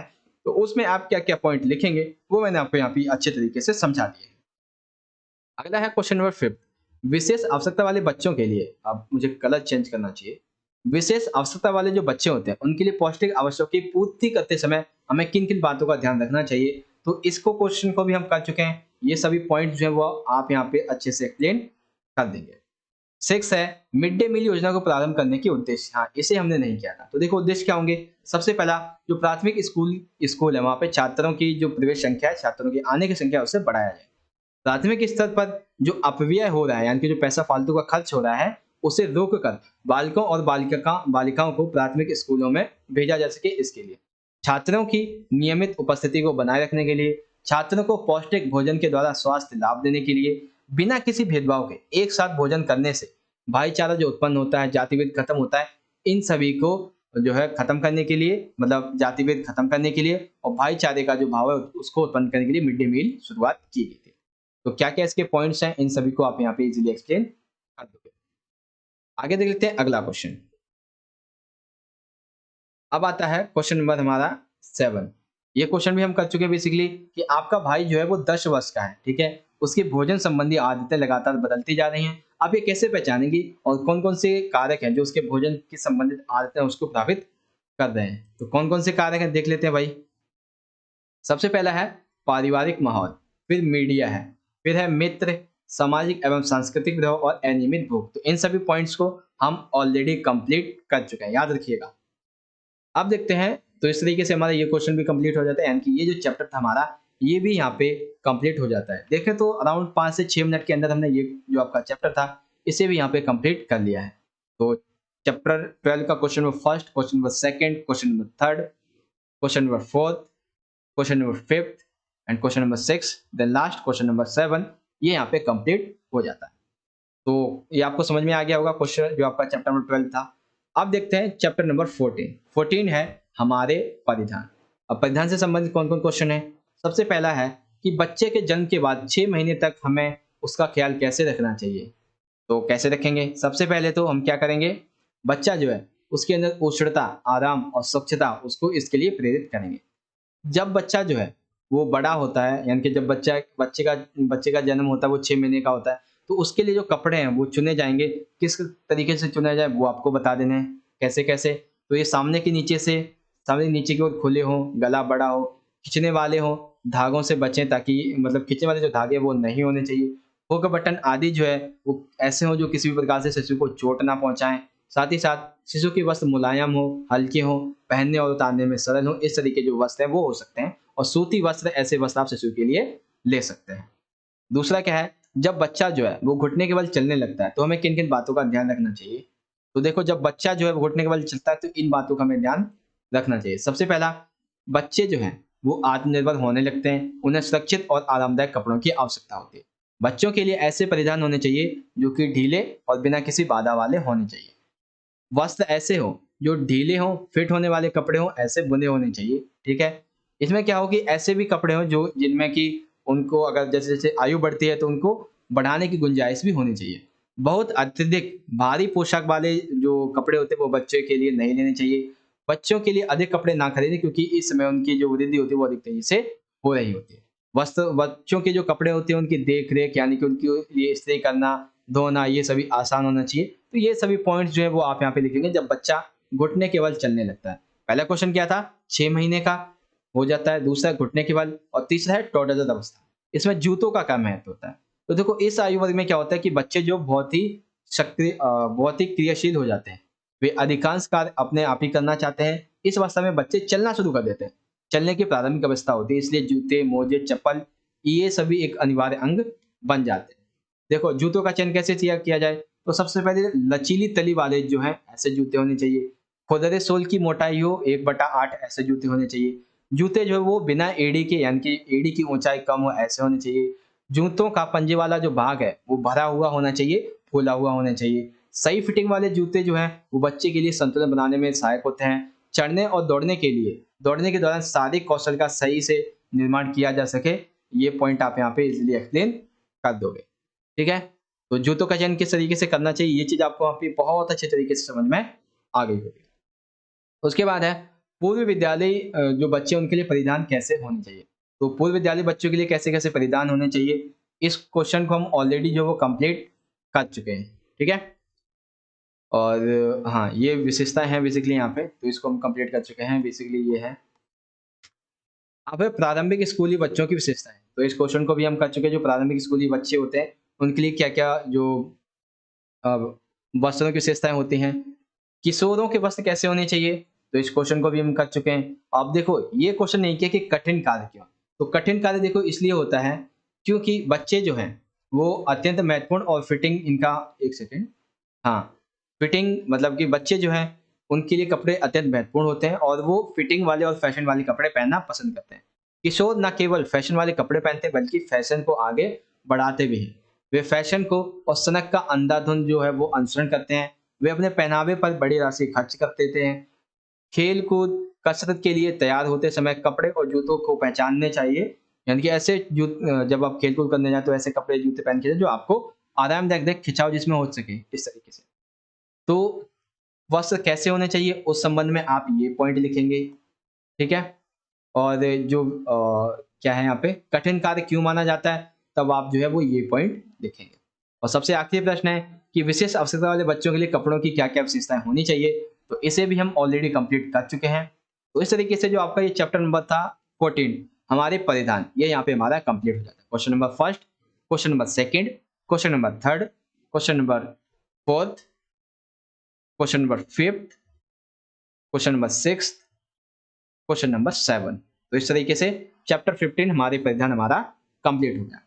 अब देखते हैं चैप्टर 14 था हमारे परिधान, 15 है स्वास्थ्य एवं स्वास्थ्य कल्याण। अब देखो इससे संबंधित क्वेश्चन, ग्लूकोज की सहायता से क्या तात्पर्य है? तो हमारे शरीर में जो इंसुलिन होता है इसका साफ करने के लिए ग्लूकोज को इंजेक्ट किया जाता है। सिंपल सा, हमारे शरीर में इंसुलिन की मात्रा को बढ़ाने के लिए, उसका साफ करने के लिए जो ग्लूकोज है इसकी सहायता ली जाती है और इसी को हम ग्लूकोज की सहायता कह देते हैं। सिंपल सा है। और ग्लूकोज की सहायता से क्या होता है, हमारे शरीर में जो ग्लूकोज होता है उसका स्तर जो वो बढ़ जाता है। किसी व्यक्ति की पोषणात्मक स्थिति की जांच करने के लिए स्वास्थ्य व्यवसायियों के द्वारा किन किन विधियों का प्रयोग किया जाता है, तो ये क्वेश्चन का आंसर हम कर चुके हैं। ये हमारे लिए इंपॉर्टेंट है। बीएमआई किसे कहते हैं तथा इसकी सही सीमा बनाए रखने के लाभ। तो देखो बीएमआई क्या है, व्यक्ति के शारीरिक भार को उसकी ऊंचाई के वर्ग से विभाजित करके ज्ञात किया जाता है। यानी कि व्यक्ति का जो भार है उसके शरीर की जो ऊंचाई है उसके आधार पर दिखाया जाता है। वो तालिका हमें ये बताती है कि किसी व्यक्ति का वजन उसकी लंबाई के अनुसार अर्थात कद के लिए उपयुक्त है या नहीं। यानी कि एक तालिका होती है, जो ये तालिका आपकी बुक में दे रखी होगी कि एक इस ऊंचाई पर, इस आयु में और इस व्यक्ति के लिए इतना जो वजन है वो होना चाहिए। बीएमआई निकालने का सूत्र क्या है, तो सूत्र ये है कि शरीर का भार लिखेंगे सबसे पहले, इस तरीके से शरीर का भार लिख दिया है यहाँ पे ऊपर, ठीक है। उसके बाद किलोग्राम में और नीचे लिखेंगे ऊंचाई इंटू ऊंचाई, इस तरीके से। बीएमआई बनाए रखने के क्या क्या लाभ हो सकते हैं, तो देखो पहला लाभ क्या है बीएमआई बनाए रखने का, सबसे पहला कि आपके शरीर में मधुमेह रोग जो है उसकी संभावना कम हो जाती है। मधुमेह रोगी बीएमआई नियंत्रित करने से उनके शरीर में जो शर्करा होती है उसकी मात्रा कम हो जाती है और रक्तचाप जो है उसकी अधिकता होने की संभावना भी कम हो जाती है। यानी कि डायबिटीज एंड जो ब्लड प्रेशर है उसकी संभावना कम हो जाती है। हृदय रोग जो होते हैं उनकी संभावना कम होती है। लकवा, कुछ प्रकार के कैंसर, जोड़ों का दर्द आदि की जो संभावना है वो भी कम हो जाती है। तो बीएमआई क्या है, इसकी सही सीमा बनाए रखने के क्या क्या लाभ है, आई होप आपको समझ में आ गया होगा। अब देखते हैं अगला क्वेश्चन। तो ये तो आपको समझ में आ गया क्या है। अगला क्वेश्चन देख लेते हैं। यहाँ पे हमारा क्वेश्चन नंबर है 14, व्यक्ति की चयापचय दर से आप क्या समझते हैं। तो हमने देखा था कि शरीर में जब आप भोजन खाते हैं, कोई कुछ भी खाना खाते हैं, तो उसको पचाने के लिए जो नए घटक निर्माण होते हैं, जिस प्रक्रिया के द्वारा निर्माण होते हैं उसी को हम चयापचय दर कहते हैं। समझ में आ गया। अब देखो अगला क्वेश्चन नंबर 5, ये क्वेश्चन भी हम कर चुके हैं कि उच्च श्रेणी की योग्यता रखने वाले जो व्यक्ति होते हैं, उनके अंदर कौन-कौन से जो गुण होते हैं, वो होने चाहिए। तो ये सभी गुण हैं जो एक व्यक्ति के अंदर होने चाहिए, जो कि मैं आपको पहले ही अच्छी तरीके से समझा चुका हूँ। ठीक है? चलिए अगला देखते हैं। अब क्वेश्चन नंबर आता है हमारा 6। 6 में स्वास्थ्य कल्याण के आयामों का वर्णन कीजिए। स्वास्थ्य कल्याण के बहुत सारे आयाम हैं, शारीरिक आयाम है, सामाजिक आयाम है, बौद्धिक आयाम है। नीचे आ जाते हैं तो वित्तीय आयाम है, व्यावसायिक आयाम है, पर्यावरणीय आयाम है, इस तरीके से। ठीक है? उसके बाद आ जाता है कि आप किसी व्यक्ति के तनावग्रस्त होने को किन-किन परिस्थितियों या जो लक्षण है इसके द्वारा समझेंगे। तनाव का हमारे ज़िंदगी में सकारात्मक और नकारात्मक दोनों भूमिका का वर्णन कीजिए। तो इन सभी क्वेश्चन को भी हम ऑलरेडी जो बच्चों कंप्लीट कर चुके हैं। ठीक है? मैं आपको समझाता हूँ कि तनावग्रस्त जो व्यक्ति होते हैं उसकी पहचान आप कैसे करेंगे। तो सबसे पहले तनावग्रस्त में क्या होता है? रक्तचाप बढ़ता है, हृदय रोग की संभावना बन जाती है, शरीर असंतुलित हो जाता है, सिर दर्द होता है, भूख नहीं लगती है, साथ ही साथ पेट का दर्द, पीठ का दर्द ये सभी होने लगता है। ये सभी क्या है? तनाव के कारण है इस तरीके से। अब सकारात्मक तनाव क्या होता है? इसे भी हम कर चुके हैं। नकारात्मक तनाव क्या होता है? इसे भी हम कंप्लीट कर चुके हैं। तो ओवरऑल देखें तो जो क्वेश्चन है इम्पोर्टेंट वो मैं आपको करवा चुका हूँ। अब ये वाला जो क्वेश्चन है वो काफ़ी इम्पोर्टेंट है कि आपकी सहेली प्रीति जो है वो बोझा-बोझा सा महसूस कर रही है। उसको ठीक से नींद नहीं आती है। आप सीमा को तनाव प्रबंधन के 10 तरीकों का प्रबंधन कैसे करेंगे वो समझाइए। तो 10 तो नहीं मैं आपको जो है 7 से 8 बताऊँगा। पहला है सकारात्मक सोच। हमारे मन मस्तिष्क के अंदर व बाहरी जो हमारा मन मस्तिष्क है वो अंदर नहीं बल्कि अंदर व बाहर दोनों तरीके से परेशान होता है। तो हमें क्या करना है? दोनों तरीके से परेशान नहीं होने देना है। जब हम सकारात्मक सोच रखते हैं तो ये हमारे मस्तिष्क को अंदर बाहर किसी भी तरीके से परेशान होने नहीं देता है और हमें ये शांति का स्तर है हमारे शरीर में बनाए रखता है और नकारात्मक सोच हमें भ्रमित कर देती है। हमें जो है यानी कि प्रीति जो है उसे रचनात्मक कार्य करने चाहिए। मैं प्रीति को सलाह दूंगी कि वह अपने आप जो है अपनी पसंद के किसी भी रचनात्मक कार्य को व्यस्त रखें।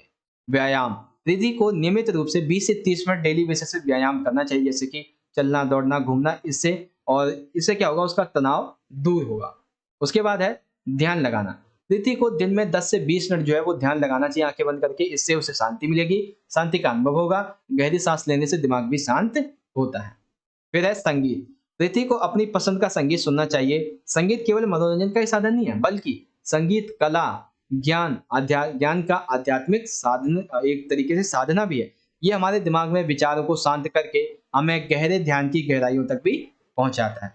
पढ़ने की आदत जो एक व्यक्ति है यानी कि जो प्रीति है उसे पढ़ने की आदत विकसित करनी चाहिए। ये हमारे शरीर में जो चिंताएं होती है उसे खत्म करती है और अपने पसंद की जब आप किताबें पढ़ते हैं तो वह आपके अंदर जो भावनाएं होती हैं उसको कम करता है यानी कि हीन भावना को कम करता है और आपको तनाव से मुक्ति पाने में मदद मिलती है। ना कहना सीखें। जो भी काम आप करने में असमर्थ है, उससे सिंपल सा बोल दीजिए मुझे नहीं आता, मैं नहीं कर पाऊँगी, इस तरीके से। ठीक है? तो ये भी चीज़ आपको यहाँ पे अच्छी तरीके से समझ में आ गई होगी। तो क्वेश्चन नंबर 7 जो था वो भी हमारे यहाँ पे कंप्लीट हो जाता है। सॉरी 7 और 8 दोनों कंप्लीट हो गए। तो एक तरीके से अगर हम देखें तो चैप्टर नंबर 15 के जो भी क्वेश्चन आंसर थे, वो हमारे यहाँ पे कंप्लीटली कंप्लीट हो जाते हैं। एंड आई होप कि आपको बिना किसी दिक्कत के ये सभी क्वेश्चन आंसर अच्छे से समझ में भी आए होंगे। चैप्टर नंबर है 16 वित्तीय प्रबंधन एवं योजना। अब इसका क्या अर्थ है? तो देखो सबसे पहले प्रश्न आएगा पारिवारिक आय से आप क्या समझते हैं विस्तार पूर्वक बताओ। तो पारिवारिक आय क्या होती है कि सभी पारिवारिक सदस्यों के जितने भी स्रोत हैं जहां से वो आय प्राप्त करते हैं उनका कुल योग, ठीक है, चाहे 10 स्रोत है, 10 स्रोतों से पैसा आ रहा है तो वो पैसा कितना आ रहा है ये योग पारिवारिक आय कहलाता है। यह वार्षिक भी हो सकता है, मासिक भी हो सकता है, साप्ताहिक भी हो सकता है और दैनिक भी हो सकता है। जो कि किस वजह से होता है? मजदूरी, वेतन और कमीशन। अब देखो पारिवारिक आय में बहुत सारे पॉइंट आएंगे। एक आएगा वास्तविक आय, एक आएगा प्रत्यक्ष आय, एक आएगा अप्रत्यक्ष और एक मासिक। तो वास्तविक आय क्या होती है? ये एक निश्चित अवधि में जो मानवीय जरूरतें होती है, जो आवश्यकताएं होती है, उसकी पूर्ति के लिए जो आपके पास संसाधन जो है, जो सेवा है उससे संबंधित है। यानी कि वास्तविक आय जो वास्तविक रूप से आपके पास उपलब्ध जो संसाधन है, जो सेवाएं हैं, उससे संबंधित है। और प्रत्यक्ष आय क्या होती है? ये वो आय होती है जो लोगों को उनके परिवार के सदस्यों को उपलब्ध होती है। ठीक है? किसकी वजह से? खुद का जो धन होता है उसके उपयोग की वजह से, यानी कि अपने धन के उपयोग से जो सेवाएं उन्हें मिली हैं जैसे कि घरेलू बागवानी, भोजन पकाना, सामुदायिक सेवाएं, उद्यान और सड़कें। अप्रत्यक्ष स्रोत क्या होते हैं? ये वे सेवाएं होते हैं जो विनिमय के यानी कि धन के कुछ साधनों के बाद ही प्राप्त होती है। यानी कि एक तरह से कह सकते हैं कि अगर आप अपने धन का अच्छे से उपयोग करोगे, तब आपको बहुत सारी अच्छी किस्म की जो सब्जी वगैरह है और अपने धन का जो यूज़ का कौशल है, वो आप समझ पाएँगे। मासिक आय क्या होती है?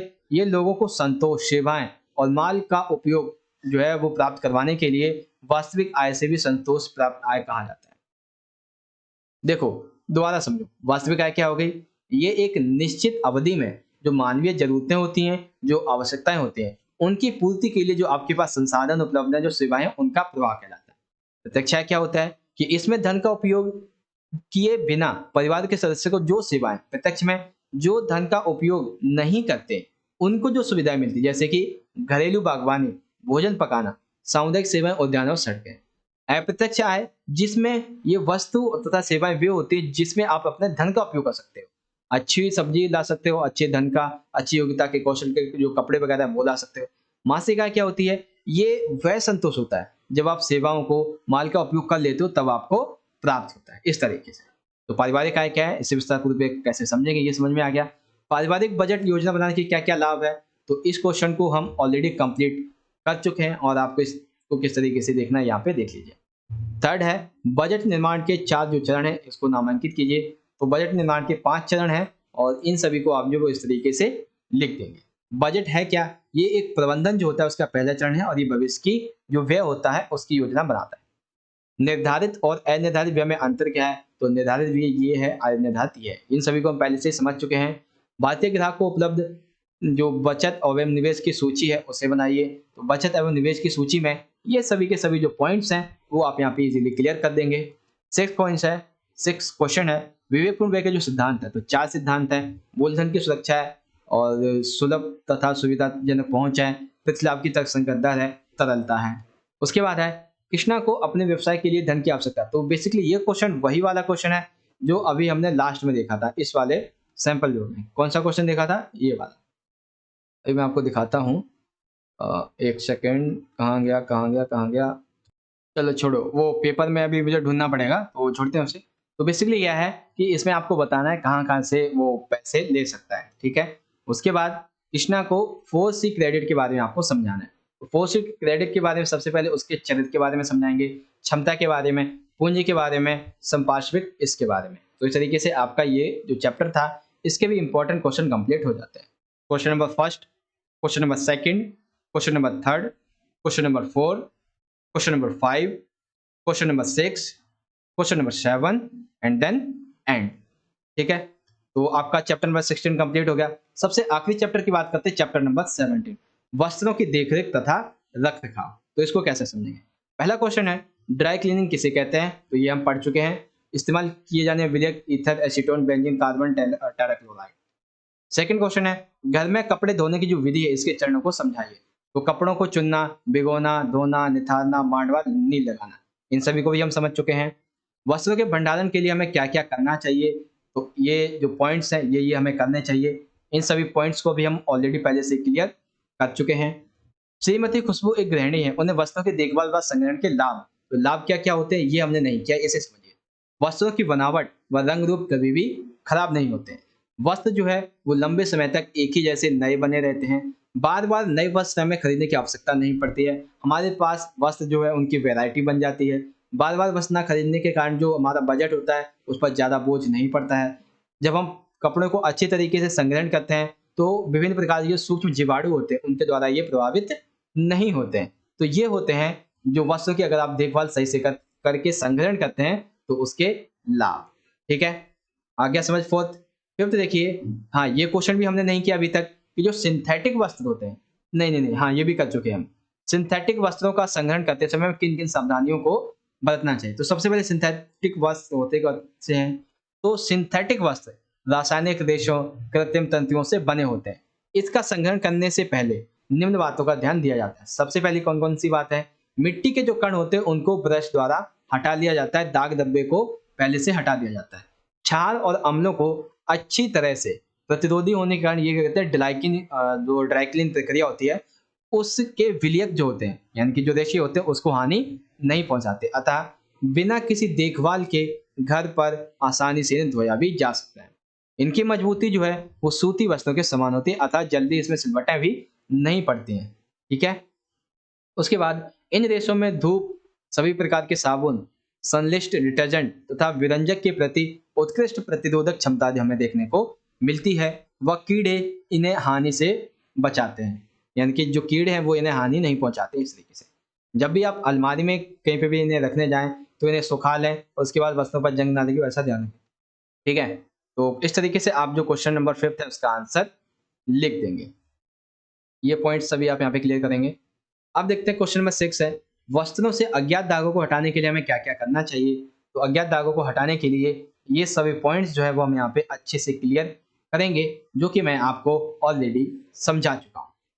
अब देखते हैं 7, वस्तुओं की देखभाल तथा रख-रखाव के विभिन्न पहलू कौन-कौन से हैं? तो देखभाल हम किस-किस तरीके से कर सकते हैं, ये हम कर चुके हैं पहले से ही, ठीक है? और किन-किन बातों का हमें ध्यान रखना चाहिए जब हम पैकिंग कर रहे होते हैं, ये भी कर चुके हैं। तो इस तरीके से देखा जाए तो सभी चैप्टर के जो इम्पोर्टेंट क्वेश्चन आंसर थे वो हमने आपके सैंपल पेपर्स में ऑलरेडी किए हुए थे, तो आपको ज़्यादा यहाँ पे समझने की ज़रूरत नहीं पड़ी। ठीक है? तो इस तरीके से अगर हम देखें तो आज की हमारी जो वीडियो थी इसका जो टॉपिक था 3+ सैंपल क्वेश्चन पेपर हमारे कंप्लीट हो चुके थे। चैप्टर वाइज हमारे इंपॉर्टेंट क्वेश्चन थे, हमने इसे भी कंप्लीट कर लिया था। तो देख सकते हैं question paper number first complete हो गया था, question paper number second complete हो गया था, क्वेश्चन पेपर नंबर जो आपका थर्ड था ये भी यहाँ पे कंप्लीट हो चुका था। चैप्टर वाइज जो आपके इंपॉर्टेंट क्वेश्चन आंसर थे, जिसमें चैप्टर नंबर 11 था कंप्लीट हो गया था, चैप्टर 12 ये भी कंप्लीट कर चुके हैं, चैप्टर जो आपका 13 तो कटा हुआ है, 14 भी कंप्लीट कर चुके हैं, चैप्टर आपका जो 15 है इसे भी कंप्लीट कर चुके हैं, चैप्टर आपका 16 भी कंप्लीट हो चुका है, चैप्टर आपका जो 17 है ये भी कंप्लीट हो चुका है। तो एक तरह से आज की हमारी इस वीडियो का जो भी टॉपिक था वो यहाँ पे हम सभी का सभी ऑलरेडी कंप्लीट कर चुके हैं। गाइस अब एक चीज मैं आपको बता देता हूँ, अगर आपको इतनी इंपॉर्टेंट वीडियो देखने के बाद अच्छा लगा हो, आपको होम साइंस का जो सिलेबस है अच्छे से समझ में आ गया हो, क्वेश्चन पेपर भी चैप्टर वाइज इंपॉर्टेंट क्वेश्चन भी, तो वीडियो को लाइक कर दीजिए, क्योंकि बहुत मेहनत के बाद मैं ऐसी वीडियो बना पाता हूँ, क्योंकि एक वीडियो को बनाने के लिए तकरीबन 5 से 6 घंटे लग जाते हैं, आपको भी पता होगा।